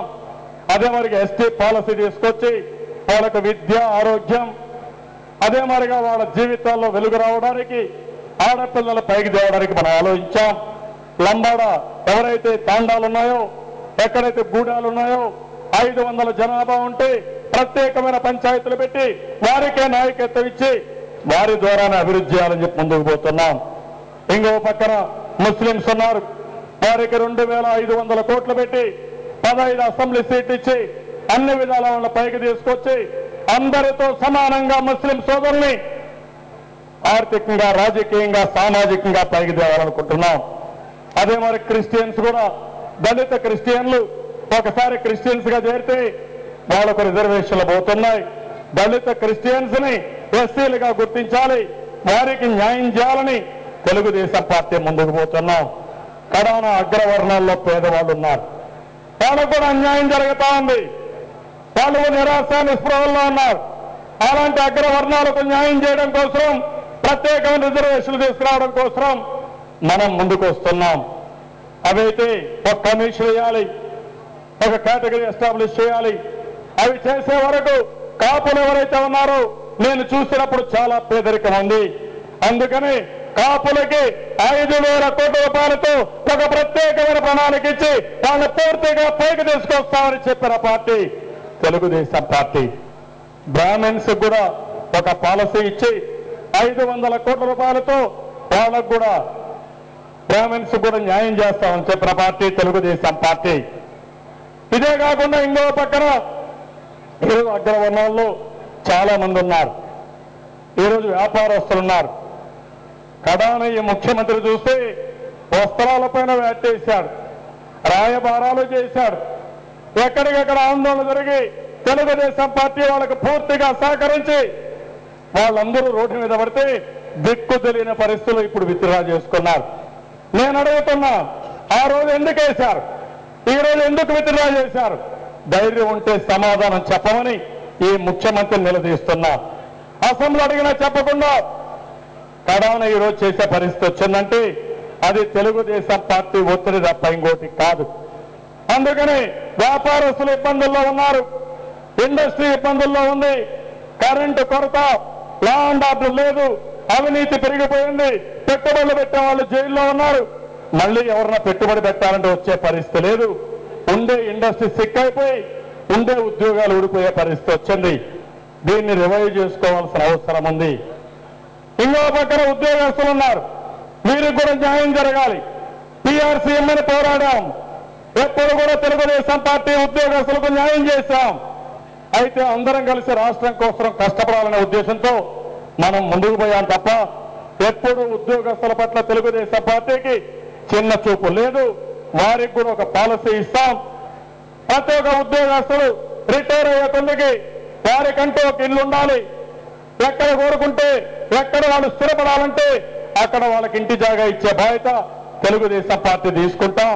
దీనికి కూడా ఒక పాలసీ అనౌన్స్ చేస్తామని చెప్పి కూడా నేను మీకు తెలియజేసుకుంటున్నాను. ఇలాంటి కార్యక్రమాలన్నీ పెట్టి ఈరోజు సమాజంలో ఏ ఒక్కరికి అన్యాయం జరగకుండా మధ్యతరగతి కుటుంబాలు కూడా ఇబ్బందుల్లో ఉన్నారు. చెప్పుకోలేని బాధలు వచ్చాయి. వారి కష్టాలు కూడా నేను చూశాను. వారిని కూడా ఏ విధంగా ఆదుకోవాలని ఆదుకోవడం కోసం తెలుగుదేశం పార్టీ ముందుకు పోతాం. ఈరోజు ఇంకో పక్కన మీరు చూస్తే రాష్ట్రంలో మీరు ఒకటే గుర్తుపెట్టుకోవాల్సిన అవసరం ఉంది, తెలంగాణ విషయం ఉంది. ఈ విషయం కూడా ఈ మహానాడులో మనం మాట్లాడుకోవాలి. 2008లో తెలంగాణ విషయంలో ఆ రోజు తెలుగుదేశం పార్టీ ఒక స్పష్టమైన వైఖరి తీసుకున్నాం. ఆ తర్వాత టీఆర్ఎస్ పార్టీ తెలుగుదేశం పార్టీతో పొత్తు పెట్టుకున్నారు. ఆ రోజు మనం పొత్తు పెట్టుకోకపోతే అధికారం మనదే. 45 సీట్లు ఇచ్చాం, మిత్రపక్షాలకు 74 సీట్లు ఇచ్చాం. మనం గెలిచింది అందులో 14-15 గెలిచి 59 సీట్లు కాంగ్రెస్ పార్టీకి పోయే పరిస్థితి వచ్చింది. ఆ తర్వాత 2013లో కూడా చాలా స్పష్టంగా ఢిల్లీకి వెళితే ఆ రోజు కూడా మనం స్పష్టత ఇచ్చాం. 2008లో ఏ లెటర్ ఇచ్చామో దానికే కట్టుబడి ఉన్నామని 2013లో కూడా అదే లెటర్ ఇచ్చి మనం పంపించాం. కావాలని కొన్ని పార్టీలు ముఖ్యంగా టీఆర్ఎస్ పార్టీ తెలుగుదేశం పార్టీ పైన బురజల్లే కార్యక్రమం పెట్టుకున్నారు. నేను అడుగుతున్నా, 2009లో ఏ ప్రాతిపదిక పైన మీరు పొత్తు పెట్టుకున్నారు? ఆ రోజు ఏ విధంగా పరిగెత్తా వచ్చి నాకు పొత్తు వద్దంటే కూడా పరిగెత్తా వచ్చి పొత్తు పెట్టుకున్నా మీరు. ఆ రోజు మీ పొత్తు వల్ల మాకు నష్టం వచ్చింది తప్ప లాభం ఒరిగింది ఏమీ లేదు. ఇది యథార్థం. అందుకని ఈరోజు మనం కూడా ఆలోచించుకోవాలి. ఎవరైతే వాస్తవాన్ని వక్రీకరించి ప్రతిరోజు కావాలని మాట్లాడుతున్నారో అలాంటి వ్యక్తుల పట్ల అప్రమత్తంగా ఉండడం, మనం కూడా సరైన సమాధానం ఇచ్చి మనం ముందుకు పోవాల్సిన అవసరం ఉంది. తెలుగుదేశం పార్టీ ఎప్పుడు కూడా ఒక పద్ధతి ప్రకారం ముందుకు పోతాం, ఎప్పుడు కూడా మాట తప్పం. ఈరోజు కేంద్రం నిర్ణయించాల్సి వస్తే కేంద్రాన్ని విమర్శించకుండా తెలుగుదేశం పార్టీని విమర్శించడం ఇది రాజకీయ దివాలా కోరుతున్నాం తప్ప ఇంకోటి కాదు. ఆ విషయం వీళ్ళు గుర్తుపెట్టుకోవాల్సిన అవసరం ఉంది. అందుకని ఆ రోజు చెప్పాం, ఆ రోజు లెటర్కి తెలుగుదేశం పార్టీ కట్టుబడి ఉన్నామని ఎన్నోసార్లు చెప్పాం. దాంతోనే ముందుకు పోతున్నామని మరొక్కసారి మీ అందరికీ వివరిస్తున్నాం. అదే మరిగా ప్రాంతీయ ఉద్యమాల్లో ఎవరైతే ప్రాణాలు పోగొట్టుకున్నారో అమాయకుల్ని, అలాంటి కుటుంబాల్ని ఆర్థికంగా ఆదుకోవడానికి తెలుగుదేశం పార్టీ ముందుకు వస్తాం. వారిని కూడా ప్రభుత్వ పరంగా అన్ని విధాలు ఆదుకొని వారికి న్యాయం చేస్తామని మరొక్కసారి మీ అందరికీ హామీ ఇస్తున్నా. తెలుగుదేశం పార్టీ ఒక బలమైన పార్టీ, బలమైన కేడర్ ఉండే పార్టీ, మారుమూల ప్రాంతాల్లో కేడర్ ఉండే ఏకైక పార్టీ, కార్యకర్తలుండే ఏకైక పార్టీ ఒక్క తెలుగుదేశం పార్టీ. అందుకని అందరి దృష్టి తెలుగుదేశం పార్టీ పైన ఉంటుంది. అందుకని ఎక్కడికక్కడ మనం సమర్థవంతంగా ముందుకు పోయి వాళ్ళ విమర్శల్ని, వాస్తవాల్ని మనం ప్రజలకు చెప్పి ముందుకు పోవాల్సిన అవసరం అని చెప్పి కూడా నేను మీకు తెలియజేస్తున్నాం. ఈరోజు రాష్ట్రంలో, దేశంలో అదే మాదిరిగా ఎవరైతే పిల్లలు ఉద్యమాలు చేసి కేసులు పెట్టారో వాళ్ళ భవిష్యత్తు కూడా అంధకారం అయ్యే పరిస్థితి వస్తుంది. కేసులు విత్డ్రా చేయమని చాలా సార్లు కోరాం, మళ్ళీ ఆలోచిస్తున్నాం. కాంగ్రెస్ పార్టీ ఆ కేసులు విత్డ్రా చేయకపోతే అధికారంలోకి వచ్చిన మొదటి రోజే అన్ని కేసులు విత్డ్రా చేసి పిల్లల భవిష్యత్తు ఆడుకోకుండా వాళ్ళ ముందుకు తీసుకుపోతాం. ఇదే కాదు, ఈరోజు దేశంలో అవినీతి వల్ల చాలా సమస్యలు వచ్చాయి. నేను అందుకనే మిమ్మల్ని అందరినీ కోరుతున్నా, ఈరోజు అక్రమార్జన పూర్తిగా అరికట్టాల్సిన అవసరం ఉంది. ఈ దేశంలో ఏ ఒక్కడు అక్రమార్జనకు పాటుపడకపోతే ఏ ఒక్కడు పేదవాడుగా ఉండడు. ఇది యథార్థం. దీనికి కొన్ని సూచనలు కూడా మనం చర్చించాలి. నేను కొన్ని చెప్పాను. ప్రపంచ దేశాల్లో, అభివృద్ధి చెందిన దేశాల్లో చాలా మంది బ్యాంక్ అకౌంట్స్ ద్వారానే ఆపరేట్ చేస్తున్నారు. అదే మరిగా పెద్ద పెద్ద నోట్లన్నీ కూడా అబాలిష్ చేస్తున్నారు. దీనివల్ల అక్రమార్జన తగ్గటా ఉంది. ఇది కూడా మనం ఆలోచించాలి. అందుకని ఫిస్కల్ రిఫార్మ్స్ తీసుకురావాలి, ఎలక్షన్ రిఫార్మ్స్ తీసుకురావాలి, పొలిటికల్ రిఫార్మ్స్ తీసుకురావాలి, లీగల్ రిఫార్మ్స్ తీసుకురావాలి, అడ్మినిస్ట్రేటివ్ రిఫార్మ్స్ కూడా తీసుకురావాల్సిన అవసరం ఉంది. ఇలాంటి రిఫార్మ్స్ ద్వారా అక్రమార్జనకు చోటు లేకుండా, అవినీతికి తావు లేకుండా మళ్ళా మనం కానీ పోరాడగలిగితే భారతదేశం అగ్ర దేశాల తరఫున ప్రపంచ దేశాల్లో 2 దేశాల్లో ఒక దేశంగా ఉంటుంది. ఈ రోజు మనం ఆలోచించేది రేపు దేశంతో ఆలోచిస్తారు. అందుకని ఈ దేశంలో మళ్ళీ దీనికి నాంది పలుకుతున్నాం. అవినీతి రహిత భారతదేశం చూడాలనేది తెలుగుదేశం పార్టీ ఆశయం. ఇది సాధించే వరకు రాజీ లేని పోరాటం తెలుగుదేశం పార్టీ చేస్తామని చెప్పి కూడా నేను మీకు తెలియజేస్తున్నాను. రాష్ట్రంలో రాజకీయ పార్టీలను మనం చూస్తున్నాం. ఒక పక్క కాంగ్రెస్ పార్టీ అసమర్థ అవినీతి రాజాల పార్టీ. అది ఎక్కడ చూసినా అసమర్థులు, ఎక్కడ చూసినా అవినీతి ఇష్టానుసారంగా పెరిగిపోయింది. ఇంకో పక్క టీఆర్ఎస్ ఉంది, అది వసూల రాజా పార్టీ. ఇంకో పక్క పిల్ల కాంగ్రెస్ ఉంది, ఆ పార్టీని జైలు పార్టీ, జైలు రాజాల పార్టీ. ఆ పార్టీలో ఎవరన్నా పోటీ చేస్తే రేపు జైల్లో ఉండే వాళ్ళందరూ పోటీ చేస్తారు. లేకుంటే రాబోయే రోజుల్లో జైలుకు పోబోయే వాళ్ళు ఆ పార్టీలో పోటీ చేసే పరిస్థితి ఉంది. అలాంటి పార్టీలు, ఇలాంటి పార్టీలకు విలువలు ఎక్కడున్నాయని అడుగుతున్నా. అందుకని నీతివంతమైన పార్టీ, సుపరిపాలన ఇచ్చిన పార్టీ, సమర్థవంతమైన పాలన ఇచ్చిన పార్టీ, సుస్థిరమైన పాలన ఇచ్చిన పార్టీ ఒక్క తెలుగుదేశం పార్టీ తప్ప ఇంకొక పార్టీ కాదు. ఇది యథార్థం. జాతీయ స్థాయిలో యూపీఏ వాళ్ళ యొక్క సంబంధించిన పార్టీలు రోజు రోజుకు దిగజారిపోతున్నాయి. ఎన్డీఏ ప్రధాన ప్రతిపక్షం ఏమాత్రం పెరగడం లేదు. మళ్ళీ రాబోయే రోజుల్లో ప్రాంతీయ పార్టీలదే హవా. అందరూ కూడా చెప్పే పరిస్థితికి వచ్చారు. సర్వేలన్నీ చెప్తున్నాయి, ఇంత మనము చక్రం తిప్పాం, మళ్ళీ నాకు ఏమాత్రం మనం లేదు. రాబోయే రోజుల్లో కేంద్రంలో రాబోయేది 3వ ప్రత్యాయం అంటే తృతీయ ఫ్రంట్ వస్తుంది. అందులో తెలుగుదేశం పార్టీ చొరవ తీసుకుంటాం. మళ్ళీ దేశ రాజకీయాల్లో చక్రం తిప్పే శక్తి, సామర్థ్యం ఒక్క తెలుగుదేశం పార్టీకి తప్ప వేరే పార్టీకి లేదు. ఇది యథార్థం. భారతదేశం ఒక గొప్ప దేశం. మన నాయకుడు ఎన్టీ రామారావు గారు ఒక మాట చెప్పారు, సమాజమే దేవాలయం, పేదవాళ్లే దేవుళ్ళని. ఆ రోజు మన నాయకుడు చెప్పిన విషయం ఎప్పుడు కూడా మనకందరికీ కూడా శిరోదాయం. ఈరోజు ఒకటే మనం గుర్తుపెట్టుకోవాలి, మన నాయకుడు ఆశయాలకు అనుగుణంగా పేదరికం లేని సమాజం తెలుగుదేశం పార్టీ లక్ష్యం. దానికోసం పోరాడడానికి ఎన్ని విధాల పోరాడాలని నేను సిద్ధంగా ఉన్నాను. రైతులకు న్యాయం జరిగి రైతులను ఆదుకొని రైతులు సుభిక్షంగా ఉండాలి, వ్యవసాయం లాభసాటి కావాలి, అంతవరకు పోరాటానికి మనం సిద్ధంగా ఉన్నాం. అదే మారిగా వ్యవసాయానికి ఉపాధి హామీని అనుసంధానం చేయాలి.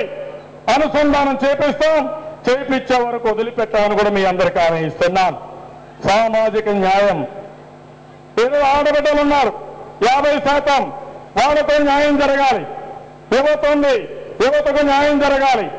ఇంకో పక్క బడుగు బలహీన వర్గాలు ఉన్నారు. జనాభా దామాషా ప్రకారం బడుగు బలహీన వర్గాలకు సామాజిక న్యాయం చేయడం తెలుగుదేశం పార్టీ అభిమతం. దీనికోసం కూడా పోరాడతాం. ఈరోజు ఇటీవల మీరు చూశారు, కేంద్రంలో ఈరోజు రాష్ట్రంలో మనం చూస్తే కాంగ్రెస్ వ్యతిరేక పవనాలు వీస్తున్నాయి. తమిళనాడులో అవినీతికి వ్యతిరేకంగా ఓటేశారు, కర్ణాటకలో అవినీతికి వ్యతిరేకంగా ఓటేశారు. కేంద్ర రాష్ట్రంలో ఉండే కాంగ్రెస్ పార్టీ ప్రభుత్వాలు అవినీతిలో కుళ్ళిపోయినాయి. ఇలాంటి పార్టీలకి బుద్ధి చెప్పాల్సిన అవసరం ఉంది. అందుకే నేను మిమ్మల్ని అందరినీ కోరుతున్నాను, రేపు జరిగే ఎన్నికల్లో నాకు ఏమాత్రం లేదు, రాష్ట్రంలో తెలుగుదేశం పార్టీ అఖండ మెజారిటీతో గెలవడం ఖాయం, గెలిచి తీరుతాం. జాతీయ స్థాయిలో మూడో ప్రత్యామ్నాయం అధికారంలోకి రావడం ఖాయం. మళ్ళా మూడో ప్రత్యామ్నాయకి చొరవ తీసుకోబోయేది ఒక్క తెలుగుదేశం పార్టీ తప్ప ఇంకోటి కాదు. ఇందులో కూడా ముందుకు పోతాం. ఈరోజు తెలుగుదేశం పార్టీ గెలుపు ఒక చారిత్రక అవసరం. చాలా ఇబ్బందులున్నాయి, పేదవాళ్ళకు ఇబ్బందులున్నాయి. అందుకే వృద్ధులకు వితంతులకు 1000 రూపాయలు ఇస్తా ఉన్నాం, వికలాంగులకు 1000 నుంచి 1500 రూపాయలు ఇస్తా ఉన్నాం. ప్రతి ఒక్కరికి ఒక కార్యక్రమం ఇచ్చాం. 2 రోజుల ఈ సభలో ఆ విషయాలని మనం చర్చించుకున్నాం. చర్చించుకొని ఒక నిర్దిష్టమైన ఆలోచనతో మనం ముందుకు పోదాం. అందుకని ఈ యొక్క మీటింగ్ చాలా హిస్టారికల్ ఇంపార్టెన్స్ ఉంది. ఈ 2 రోజుల్లో మనకు ఒక అజెండా ఉంది, నిర్దిష్టమైన అజెండా ఉంది. ఈ అజెండా ప్రకారం మనం ముందుకు పోదాం. పార్టీ పరంగా ఎట్లా ముందుకు పోవాలి, ప్రజలకు ఏమేం చేయాలి, ఇవన్నీ మనం చెప్పిన విషయాలు నాకు ఏమాత్రం అతిశయోక్తి కాదు. మనం చెప్పిన ప్రతి ఒక్క మాట తూచా తప్పకుండా అమలు చేసి ప్రజల రుణం తీర్చుకుంటాం. దాంట్లో నాకు ఏమాత్రం అనుమానం లేదు. ఇది అసాధ్యం కాదు, సాధ్యమైన హామీలు ఇచ్చాం. ఈ హామీల్ని తప్పకుండా చేసి మన నిజాయితీ నిరూపించుకుంటాం. అయితే ఇక్కడ కావాల్సింది మీలో ఒక చైతన్యం కావాలి. ఇక్కడికి వచ్చారు, ఈరోజు రేపు మనం చర్చిస్తున్నాం. నియోజకవర్గంలో చర్చించారు, జిల్లా స్థాయిలో చర్చించారు. నా మీటింగ్లో కూడా మీతో మాట్లాడాను. ఈరోజు ఒక నిర్దిష్టమైన కార్యాచరణ ప్రణాళిక రాబోయే 1 సంవత్సరానికి ఏ విధంగా పెట్టుకోవాలి, అదే మాదిరిగా మనం చెప్పిన కార్యక్రమాలు ఏ విధంగా జయప్రదం చేయాలి, ఇంకా ఏదైనా ఉంటే అవన్నీ కూడా ఏ విధంగా మనం ఆదుకోవాలో అవన్నీ కూడా చర్చించడం కోసం రాబోయే రోజుల్లో పార్టీకి దశ దిశ నిర్దేశించడం కోసం మనం సమావేశమయ్యాం. ఈ మీటింగ్లో ఆ డైరెక్షన్లో మీరు ఆలోచించి ఈరోజు రేపు ఒక మంచి ఆలోచనలు ఇచ్చి ఒక స్ఫూర్తిదాయకంగా మీరు భాగస్వాములై అన్ని విధాల ఈ మీటింగ్ని జయప్రదం చేయాల్సిందిగా కుటుంబ సభ్యులందరినీ మరొక్కసారి కోరుకుంటూ అందరికీ నమస్కారాలు తెలియజేసుకుంటూ సెలవు తీసుకుంటున్నాను. జై హింద్, జై జన్మభూమి, జై తెలుగుదేశం.